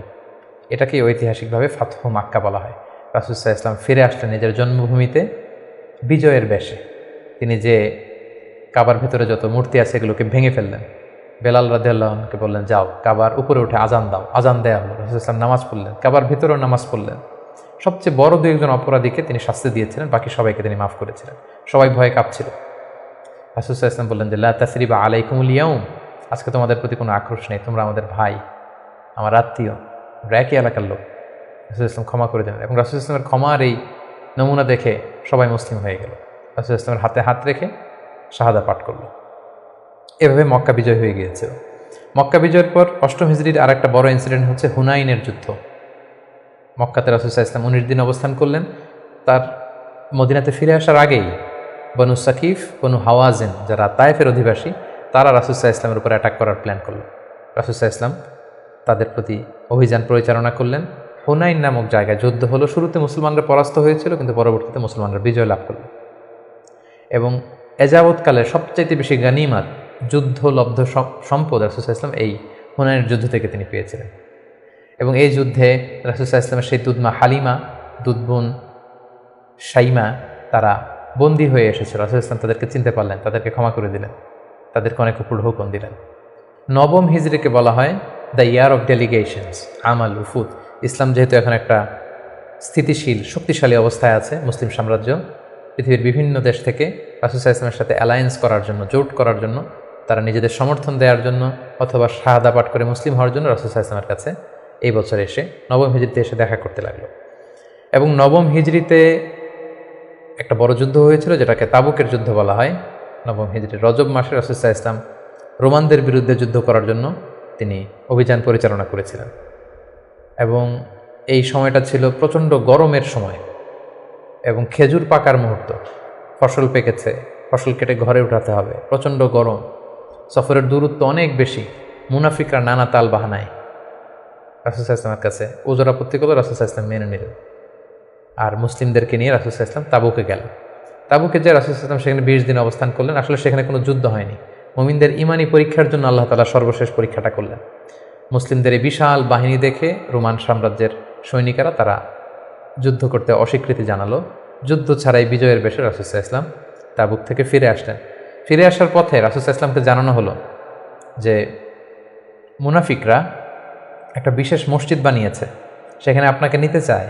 আপনি যে একবার নামাজ পড়াবেন তারপরে সেখানে তারা ষড়যন্ত্র করবে, তাই তাদের ষড়যন্ত্রের মূলোৎপাটনের জন্য আপনি মদিনাতে ফেরার আগেই এই মসজিদকে জ্বালিয়ে দিবেন।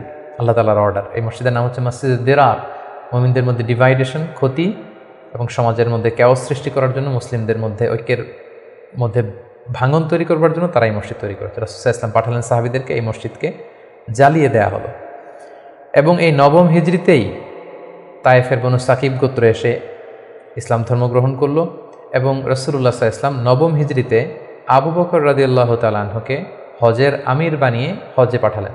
বললেন যে আবু বকর যাও, তুমি যে এবার হজের লিডিং তুমি দিবে, আর বলে আসবে যে আগামী বছর 10ম হিজরিতে আমি নবী হজে যাব, এবং বলে দিয়ে আসবে যে আগামী বছর থেকে কোনো মুশরিক আর হজ করতে পারবে না। রাসূল সাল্লাল্লাহু আলাইহি ওয়াসাল্লামের নির্দেশনা পেয়ে নবম হিজরিতে আবু বকর রাদিয়াল্লাহু তাআলা আনহু তিনি হজ পরিচালনার জন্য গেলেন এবং যাওয়ার পথে পথিমধ্যে সকল আরব গোত্রগুলোকে তিনি জানিয়ে দিলেন যে আগামী বছর কিন্তু নবী হজে আসবে, ফলে কোনো মুশরিক আর আগামী বছর থেকে হজের সুযোগ পাবে না। এবং এই নবম হিজরিতে রাসূল সাল্লাল্লাহু আলাইহি ওয়াসাল্লাম জাজিরাতুল আরবের বিভিন্ন এলাকায় ইসলামের দাওয়াত পৌঁছানোর জন্য বিভিন্ন সাহাবাদেরকে দায়িত্ব দিয়ে দাঈ ইলাল্লাহ হিসেবে পাঠিয়েছেন। এবং ঠিক তখনই আল্লাহ তাআলা আয়াত নাজিল করলেন, ওয়ারাআইতান নাসা ইয়াদখুলুনা ফি দীনিল্লাহি আফওয়াজা, অর্থাৎ হে নবী আপনি দেখবেন দলে দলে জাজিরাতুল আরবে লোকজন ইসলামের ছায়াতলে চলে আসছে। এবং সেটাই হলো, দলে দলে লোকজন ইসলাম ধর্ম গ্রহণ করতে লাগলো। 10ম হিজরিতে রাসূল সাল্লাল্লাহু আলাইহি ওয়াসাল্লাম মুআয ইবনে জাবালকে আলী রাদিয়াল্লাহু তাআলা আনহুকে ইয়ামানে পাঠালেন, খালিদ বিন ওয়ালিদকে নাজরানে পাঠালেন, এবং 10ম হিজরিতে রাসূল সাল্লাল্লাহু আলাইহি ওয়াসাল্লাম হজে বের হলেন। প্রায় লক্ষাধিক সাহাবাকে নিয়ে তিনি হজের জন্য গেলেন। সহিহ মুসলিমের বর্ণনা, জাবের রাদিয়াল্লাহু তাআলা আনহু বলেন, মদিনা থেকে জুলহুলাইফা থেকে ইহরাম বেঁধে রাসূল সাল্লাল্লাহু আলাইহি ওয়াসাল্লাম যখন বেরোলেন, আমি তাকিয়ে দেখি ডানে হাজার হাজার সাহাবী, বায়ে হাজার হাজার সাহাবী, সামনে পেছনে হাজার হাজার মানুষ। যেখান দিয়ে যাচ্ছে লোকজন রাসূল সাল্লাল্লাহু আলাইহি ওয়াসাল্লামের কাফেলার সাথে হজের জন্য যুক্ত হচ্ছে। রাসূল সাল্লাল্লাহু আলাইহি ওয়াসাল্লামের এই হজটাকে বিদায় হজ বলা হয়, এবং এই বিদায় হজে তিনি একটা ঐতিহাসিক ভাষণ দিয়েছিলেন, যেটাকে বিদায় হজের ভাষণ বলা হয়।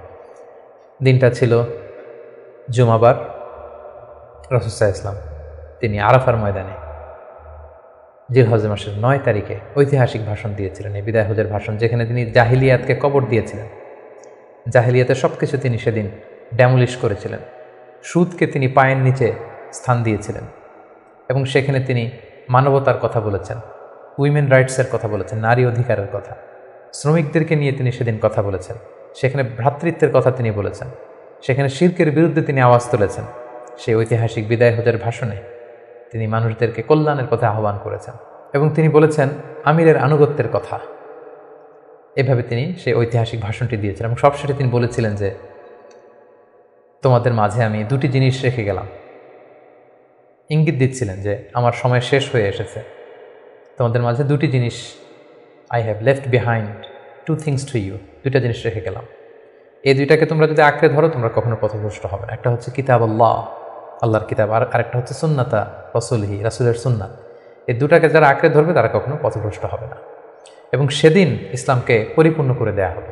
আয়াত নাজিল হলো, আল ইয়াউমা আকমালতু লাকুম দীনাকুম ওয়া আতমামতু আলাইকুম নি'মাতি ওয়া রাদিতু লাকুমুল ইসলাম দীনা। হে নবী, আজকে তোমাদের জন্য দিনকে আমি পরিপূর্ণ করলাম, তোমার প্রতি আমার নেয়ামতের বাড়িধারাকে পরিপূর্ণ করলাম, এবং ইসলামকে তোমাদের জন্য দিন হিসেবে দিয়ে আমি আল্লাহ সন্তুষ্ট হলাম। এটাই ছিল রাসূল সাল্লাল্লাহু আলাইহি ওয়াসাল্লামের সেই ঐতিহাসিক বিদায় হজের ভাষণ, এবং সেটি ঘটেছিল 10ম হিজরিতে। হজ শেষ করে রাসূল সাল্লাল্লাহু আলাইহি ওয়াসাল্লাম মদিনাতে এসে তিনি রোমানদের বিরুদ্ধে যুদ্ধের জন্য রাসূল সাল্লাল্লাহু আলাইহি ওয়াসাল্লামের একজন প্রিয় সাহাবী ওসামা বিন যায়েদ রাদিয়াল্লাহু তাআলা আনহুকে নেতা করে পাঠিয়েছিলেন, কিন্তু তিনি যেতে পারেননি। মদিনা থেকে বের হওয়ার কিছুদিন পরই তিনি শুনতে পেলেন যে রাসূল সাল্লাল্লাহু আলাইহি ওয়াসাল্লাম অসুস্থ। 11 হিজরির কথা। রাসূল সাল্লাল্লাহু আলাইহি ওয়াসাল্লাম অত্যন্ত অসুস্থ হয়ে পড়লেন, এবং সেই অসুস্থতা থেকে তিনি আর সুস্থ হয়ে উঠলেন না, এবং সেই অসুস্থতার কারণে রাসূল সাল্লাল্লাহু আলাইহি ওয়াসাল্লাম ইন্তেকাল করলেন। হিজরি 11 সনে রবিউল আউয়াল মাসের 12 তারিখ সোমবার রাসূলুল্লাহ সাল্লাল্লাহু আলাইহি ওয়াসাল্লাম এই পৃথিবী থেকে বিদায় নিলেন, এবং তিনি আম্মাজান আয়েশা রাদিয়াল্লাহু তাআলা আনহার কোলের মধ্যে মাথা রেখে আম্মাজান আয়েশা রাদিয়াল্লাহু তাআলা আনহার ঘরের ভেতরে তিনি ইন্তেকাল করেছিলেন। ইন্তেকালের আগে তিনি বারবার বেহুশ হয়ে যাচ্ছিলেন এবং পানি আনতে বলছিলেন। পানির মধ্যে হাত ঢুকিয়ে তিনি চেহারার মধ্যে পানি লাগাচ্ছিলেন আর বলছিলেন, ইন্না লিল মাউতি লা সাকারাত, হায়রে মৃত্যুর এতই যন্ত্রণা, মৃত্যুর এত কষ্ট। রাসূল সাল্লাল্লাহু আলাইহি ওয়াসাল্লাম আম্মাজান আয়েশা রাদিয়াল্লাহু তাআলা আনহার হাতে মেসওয়াক দেখে, তার শ্যালক যখন মেসওয়াক করছিল তিনি সেখানে ফেল করে তাকিয়েছিলেন। আম্মাজান আয়েশা বুঝতে পেরেছিলেন যে তিনি মেসওয়াক করবেন। তিনি নিজ হাতে মেসওয়াকটি নিয়ে চিবিয়ে নরম করে রাসূল সাল্লাল্লাহু আলাইহি ওয়াসাল্লামের মুখে দিয়েছিলেন। তিনি ইন্তেকালের আগে মেসওয়াক করেছিলেন, এবং তিনি ইন্তেকালের আগে বলেছিলেন, আসসালাত আসসালাত, উম্মতেরা নামাজ নামাজ, নামাজকে তোমরা ভুলে যেও না। ওমা মালাকাত আইমানুকুম, এবং তোমাদের কর্মচারীদের প্রতি, শ্রমিকদের প্রতি তোমরা অবিচার করো না। এই কথাগুলো বলে তিনি সর্বশেষ যে বাক্যটি উচ্চারণ করেছিলেন সেটি হচ্ছে মা আল্লাযীনা আনআমা আল্লাহু আলাইহিম মিনান নাবিয়্যিন ওয়াস সিদ্দীকিন ওয়াশ শুহাদাই ওয়াস সালিহিন, অর্থাৎ হে আল্লাহ, নবী, সিদ্দিক, শুহাদা, সালেহ তাদের সাথে যেন আমি থাকি। আল্লাহুম্মা ইলা রফিকিল আ'লা, আমি আমার প্রিয়তম বন্ধু আল্লাহ তাআলার কাছে ফিরে যাই। এই কথা বলেই তিনি নিস্তব্ধ হয়ে গিয়েছেন এবং গোটা উম্মাকে দুঃখের সাগরে ভাসিয়ে খাতামুন নবিয়্যিন সাইয়্যিদুল মুরসালিন রাহমাতাল লিল আলামিন তিনি তার শেষ নিঃশ্বাস ত্যাগ করেন। এবং নবীরা যেখানে মারা যায় সেই জায়গাটি পবিত্র, নবীরা যেখানে ইন্তেকাল করেন সেখানেই তাদেরকে কবরস্থ করা হয়। রাসূল সাল্লাল্লাহু আলাইহি ওয়াসাল্লামকে আম্মাজান আয়েশা রাদিয়াল্লাহু তাআলা আনহার ঘরেই কবরস্থ করা হয়েছে এবং আজও মসজিদে নববীর পাশে সবুজ মিম্বারের নিচে পেয়ার নবী আল্লাহর হাবিব সাল্লাল্লাহু আলাইহি ওয়াসাল্লাম মাহমুদ রাসূলুল্লাহ সাল্লাল্লাহু আলাইহি সাল্লাম সেখানে শায়িত আছে। সম্মানিত সুধী, এ পর্যায়ে আমরা খুব সংক্ষিপ্ত পরিসরে রাসূল সাল্লাল্লাহু আলাইহি ওয়াসাল্লামের জীবনী থেকে আমরা কিছু লাইফ লেসন নিয়ে আসবো যে আমরা কী শিখতে পারি রাসূল সাল্লাল্লাহু আলাইহি ওয়াসাল্লামের জীবনী থেকে। প্রথম যেই লেসনটা আমরা উল্লেখ করতে চাই সেটা হচ্ছে রাসূল সাল্লাল্লাহু আলাইহি ওয়াসাল্লাম খুব বড় মনের মানসিকতার অধিকারী ছিলেন, বড় হৃদয়ের অধিকারী ছিলেন। তিনি সবার জন্য ছিলেন। He use to think beyond the narrow borders. তিনি বড় হৃদয়ের অধিকারী ছিলেন, কখনো ন্যারো মাইন্ডেড ছিলেন না। উনি সবাইকে অ্যাকোমোডেট করতে চাইতেন। এজন্য আল্লাহ তাআলা বলেছেন যে ওমা আরসালনাকা ইল্লা রাহমাতাল লিল আলামিন, হে নবী, আপনাকে আমি গোটা বিশ্ববাসীর জন্য রহমত করে প্রেরণ করেছি। তিনি শুধু আমাদের জন্য রহমত নন, মুসলিমদের জন্য রহমত নন, শুধু মুসল্লিদের জন্য রহমত নন, তিনি আলামিন, বিশ্ববাসীর জন্য রহমত। He is for all and his teaching is for all. রাসূল সাল্লাল্লাহু আলাইহি ওয়াসাল্লামের শিক্ষা, দিক নির্দেশনা, তার দেয়া হেদায়েত, এগুলো সবার জন্য। এটা আমরা জানতে পারলাম। দ্বিতীয় যে শিক্ষাটা আমরা পাই সেটা হচ্ছে রাসূল সাল্লাল্লাহু আলাইহি ওয়াসাল্লাম সবসময় সংঘবদ্ধ জীবনযাপন করেছেন। আমরা যদি দেখি মক্কাতে সংঘবদ্ধ, মদিনাতে সংঘবদ্ধ, যেখানে তিনি ছিলেন সংঘবদ্ধ ছিলেন। এবং আমরা যেন ইউনাইটেড থাকি, কোরআনের শিক্ষাটা তিনি বারবার বলেছেন ওয়ালা তাফাররাকু, তোমরা বিচ্ছিন্ন হয় না, তোমরা আলাদা হয়ে জীবনযাপন করো না, বরং তোমরা সংঘবদ্ধ জীবনযাপন করো। রাসূল সাল্লাল্লাহু আলাইহি ওয়াসাল্লামের জীবনী থেকে আমরা এই শিক্ষাটাও পাই। 3 নম্বর যে শিক্ষাটি আমরা পাই রাসূল সাল্লাল্লাহু আলাইহি ওয়াসাল্লামের জীবনী থেকে সেটা হচ্ছে তিনি পিস লাভার ছিলেন, শান্তিকামী। কখনো সংঘাতে সহজে বিরোধে জড়াতে চাইতেন না, সবসময় শান্তি প্রতিষ্ঠায় তিনি অগ্রগামী ছিলেন। আমরা যদি দেখি যে কুরাইশদের সাথেও কিন্তু তিনি পিস ট্রিটি করেছেন, শান্তি চুক্তি। সাহাবারা রাজি হচ্ছিলেন না, কিন্তু তিনি করেছেন। মদিনায় এসে তিনি মদিনা চার্টার করেছেন, মদিনা সনদ করেছেন, ইহুদিদের সাথে একসাথে থেকেছেন, থাকতে চেয়েছেন, কিন্তু মদিনা সনদ ভঙ্গ হয়েছে যখন তারা বিশ্বাসঘাতকতা করেছে। তার মানে তিনি সবসময় শান্তির পক্ষে ছিলেন, শান্তিকামী তিনি ছিলেন।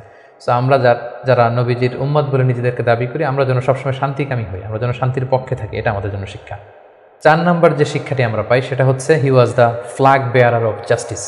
তিনি সবসময় ন্যায় বিচারের পক্ষে ছিলেন, ন্যায়ের পতাকাবাহী ছিলেন, ন্যায় বিচারের পতাকাবাহী। সবসময় ন্যায় যেখানে, সত্য যেখানে, ইনসাফ যেখানে, জাস্টিস যেখানে, তিনি সেখানে।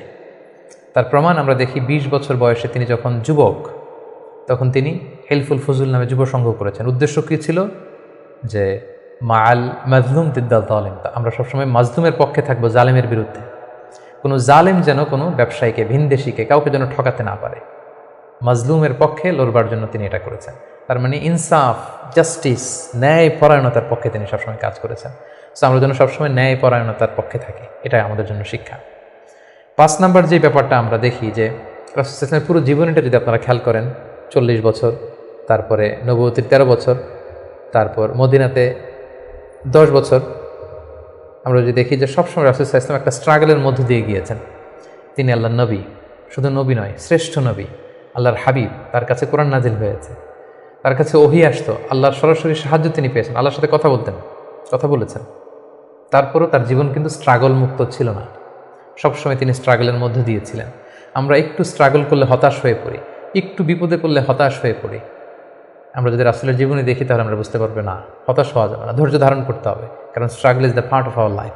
আমার নবী স্ট্রাগল করেছেন, তিনি সংগ্রাম করেছেন। সো সংগ্রাম আমাদের জীবনের অংশ, এই শিক্ষাটা আমরা পাই। 6 নম্বর যে শিক্ষাটি আমরা পাই সেটা হচ্ছে রাসূল সাল্লাল্লাহু আলাইহি ওয়াসাল্লাম ব্যক্তিগত জীবনে অত্যন্ত সৎ ছিলেন। ট্রুথফুলনেস ছিল ওনার গুণ, ট্রাস্টওয়ার্দিনেস অর্থাৎ সত্যবাদিতা এবং আমানতদারিতা। যে কারণে যেই কুরাইশরা রাসূল সাল্লাল্লাহু আলাইহি ওয়াসাল্লামের বিরোধিতা করতো, তারাই রাসূল সাল্লাল্লাহু আলাইহি ওয়াসাল্লামকে উপাধি দিয়েছিল as-সাদিক আল-আমিন, সত্যবাদী, আমানতদার। এবং তিনি যখন সাফা পাহাড়ের উপরে দাঁড়িয়ে বলেছেন, আমি একটা তথ্য দিলে বিশ্বাস করবে? সবাই বলল, হ্যাঁ অবশ্যই করব, কারণ আমরা তো কখনো তোমার কাছ থেকে মিথ্যা বলতে শুনিনি। সুবহানাল্লাহ, চিন্তা করেন, নিজের জাতিগোষ্ঠীর এত বড় অ্যাকনোলেজমেন্ট, সবাই এক স্বরে বলে উঠল, মা জাররাবনা আলাইকা ইল্লা সিদকা, সত্য ছাড়া মিথ্যা তো কখনো শুনিনি। যেদিন তিনি হিজরত করবেন সেদিন তিনি তার ঘরে রাসূল সাল্লাল্লাহু আলাইহি ওয়াসাল্লাম আলী রাদিয়াল্লাহু তাআলা আনহুকে রেখে গিয়েছিলেন। কেন? কারণ ওনার কাছে মক্কার অনেক লোকেরা আমানত রেখেছিল, সেই আমানতগুলো বুঝিয়ে দিতে আলী রাদিয়াল্লাহু তাআলা আনহুর 3 দিন সময় লেগেছিল। এত পরিমাণে ডিপোজিট ছিল, আমানতের বিভিন্ন জিনিসপত্র ছিল, সেগুলো আলী রাদিয়াল্লাহু তাআলা আনহু বুঝিয়ে দিয়ে তারপরে তিনি হিজরত করেছেন। কতটা আমানতদার ছিলেন আমাদের প্রিয় নবী। এবং ওনার এই ব্যবসায় আমানতদারিতায় মুগ্ধ হয়েই কিন্তু খাদিজা রাদিয়াল্লাহু তাআলা আনহা রাসূল সাল্লাল্লাহু আলাইহি ওয়াসাল্লামকে বিয়ের প্রস্তাব দিয়েছিলেন। সো তার উম্মত হিসেবে আমাদের উচিত সত্যবাদী, সৎ এবং আমানতদার হওয়ার চেষ্টা করা। 7 নম্বর যে শিক্ষাটি আমরা রাসূল সাল্লাল্লাহু আলাইহি ওয়াসাল্লামের জীবনী থেকে পাই সেটা হচ্ছে রাসূল সাল্লাল্লাহু আলাইহি ওয়াসাল্লামের একটা ফ্রেন্ডলি ইন্টারাকশন ছিল তার ফলোয়ারদের সাথে, good interaction with the followers. সাহাবীদের সাথে খুবই সুসম্পর্ক ছিল এবং সাহাবীরা কোনো পরামর্শ দিলে সেটা ভালো হলে তিনি আমলে নিতেন। আমরা যদি বদরের যুদ্ধের ঘটনাটা একটু রিভাইজ করি, আমরা দেখব যে মুসলিমরা যে এক জায়গায় তাঁবু গাড়ল, তখন হাব্বাব ইবনুল মুনজির রাদিয়াল্লাহু তাআলা আনহু বললেন, ইয়া রাসূলুল্লাহ, এখানে যে তাঁবু গাড়লেন এটা কি ওয়াহি না আপনার ডিসিশন? রাসূল সাল্লাল্লাহু আলাইহি ওয়াসাল্লাম বললেন যে না, আল্লাহ অর্ডার করেন, এটা আমার ডিসিশন। তিনি বললেন, না ইয়া রাসূলুল্লাহ, এখানে তাঁবু গাড়াটা ঠিক হয়নি, আমাদেরকে অবস্থান নিতে হবে ওই জায়গায়, ফলে বৃষ্টির পানি আমরা পাবো, কুয়ার পানি আমরা পাবো, আর মুশরিকরা কুরাইশরা তারা পানি পাবে না, আমরা পানি পান করবো, ওরা পানির অভাবে মারা যাবে যুদ্ধ ছাড়াই। রাসূল সাল্লাল্লাহু আলাইহি ওয়াসাল্লাম বললেন, তাই তো, চমৎকার আইডিয়া, তাহলে সেটাই করি, চলো চলো আমরা এখান থেকে যে হাব্বাব যেখানে বলেছে সেখানে তাঁবু গাড়ি। তার মানে কতটা ফ্রেন্ডলি একটা ইন্টারাকশন ছিল ফলোয়ারদের সাথে। আমরা যদি খন্দকের ঘটনাটা দেখি, যে বিশাল যে পরীক্ষা খনন করা হলো, এটা কিন্তু সালমান আল ফারিসি রাদিয়াল্লাহু তাআলা আনহুর পরামর্শে তিনি করেছিলেন। আমাদের অনেক লিডারদের মধ্যে একটা বসি ভাব থাকে যে আমি সব জানি, আমার ফলোয়াররা কিছুই জানে না, আমার টিমের লোকেরা কিছুই জানে না। না, রাসূল সাল্লাল্লাহু আলাইহি ওয়াসাল্লাম এটা করতেন না। কারোর কাছ থেকে কোনো ভালো কনসালটেশন, কোনো পরামর্শ আসলে পলিসি মেকিংয়ে তাদের কথাও তিনি রাখতেন। সুবহানাল্লাহ, এটা একটা গুড লিডারের বৈশিষ্ট্য। 8 নম্বর যে শিক্ষাটা আমরা পাই সেটা হচ্ছে রাসূল সাল্লাল্লাহু আলাইহি ওয়াসাল্লাম হেভিলি ফোকাসড ছিলেন তার মিশনে, এক্সট্রিমলি ফোকাসড রাসূল সাল্লাল্লাহু আলাইহি ওয়াসাল্লাম ছিলেন। সেই যে মক্কায় তিনি তাওহীদের বাণী প্রচার করতে শুরু করেছেন, রিসালাতের বাণী প্রচার করতে শুরু করেছেন, আখিরাতের কথা মানুষকে প্রচার করতে শুরু করেছেন, তার যে দাওয়াতের ফোকাস, এই ফোকাস থেকে কোনো প্রলোভন, কোনো লোভ, কোনো স্ট্রাগল, কোনো বিপদ রাসূল সাল্লাল্লাহু আলাইহি ওয়াসাল্লামকে এক চুল পরিমাণ নাড়াতে পারেনি। সো আমরা যদি জীবনে সফল হতে চাই, আমাদের ফোকাস ঠিক রাখতে হবে। ফোকাস থেকে আমরা নড়ে গেলে কিন্তু আমরা সফলতার দেখা পাবো না। 9 নম্বর যে শিক্ষাটা আমরা পাই, রাসূল সাল্লাল্লাহু আলাইহি ওয়াসাল্লামের কম্প্যাশনেট অ্যান্ড মার্সি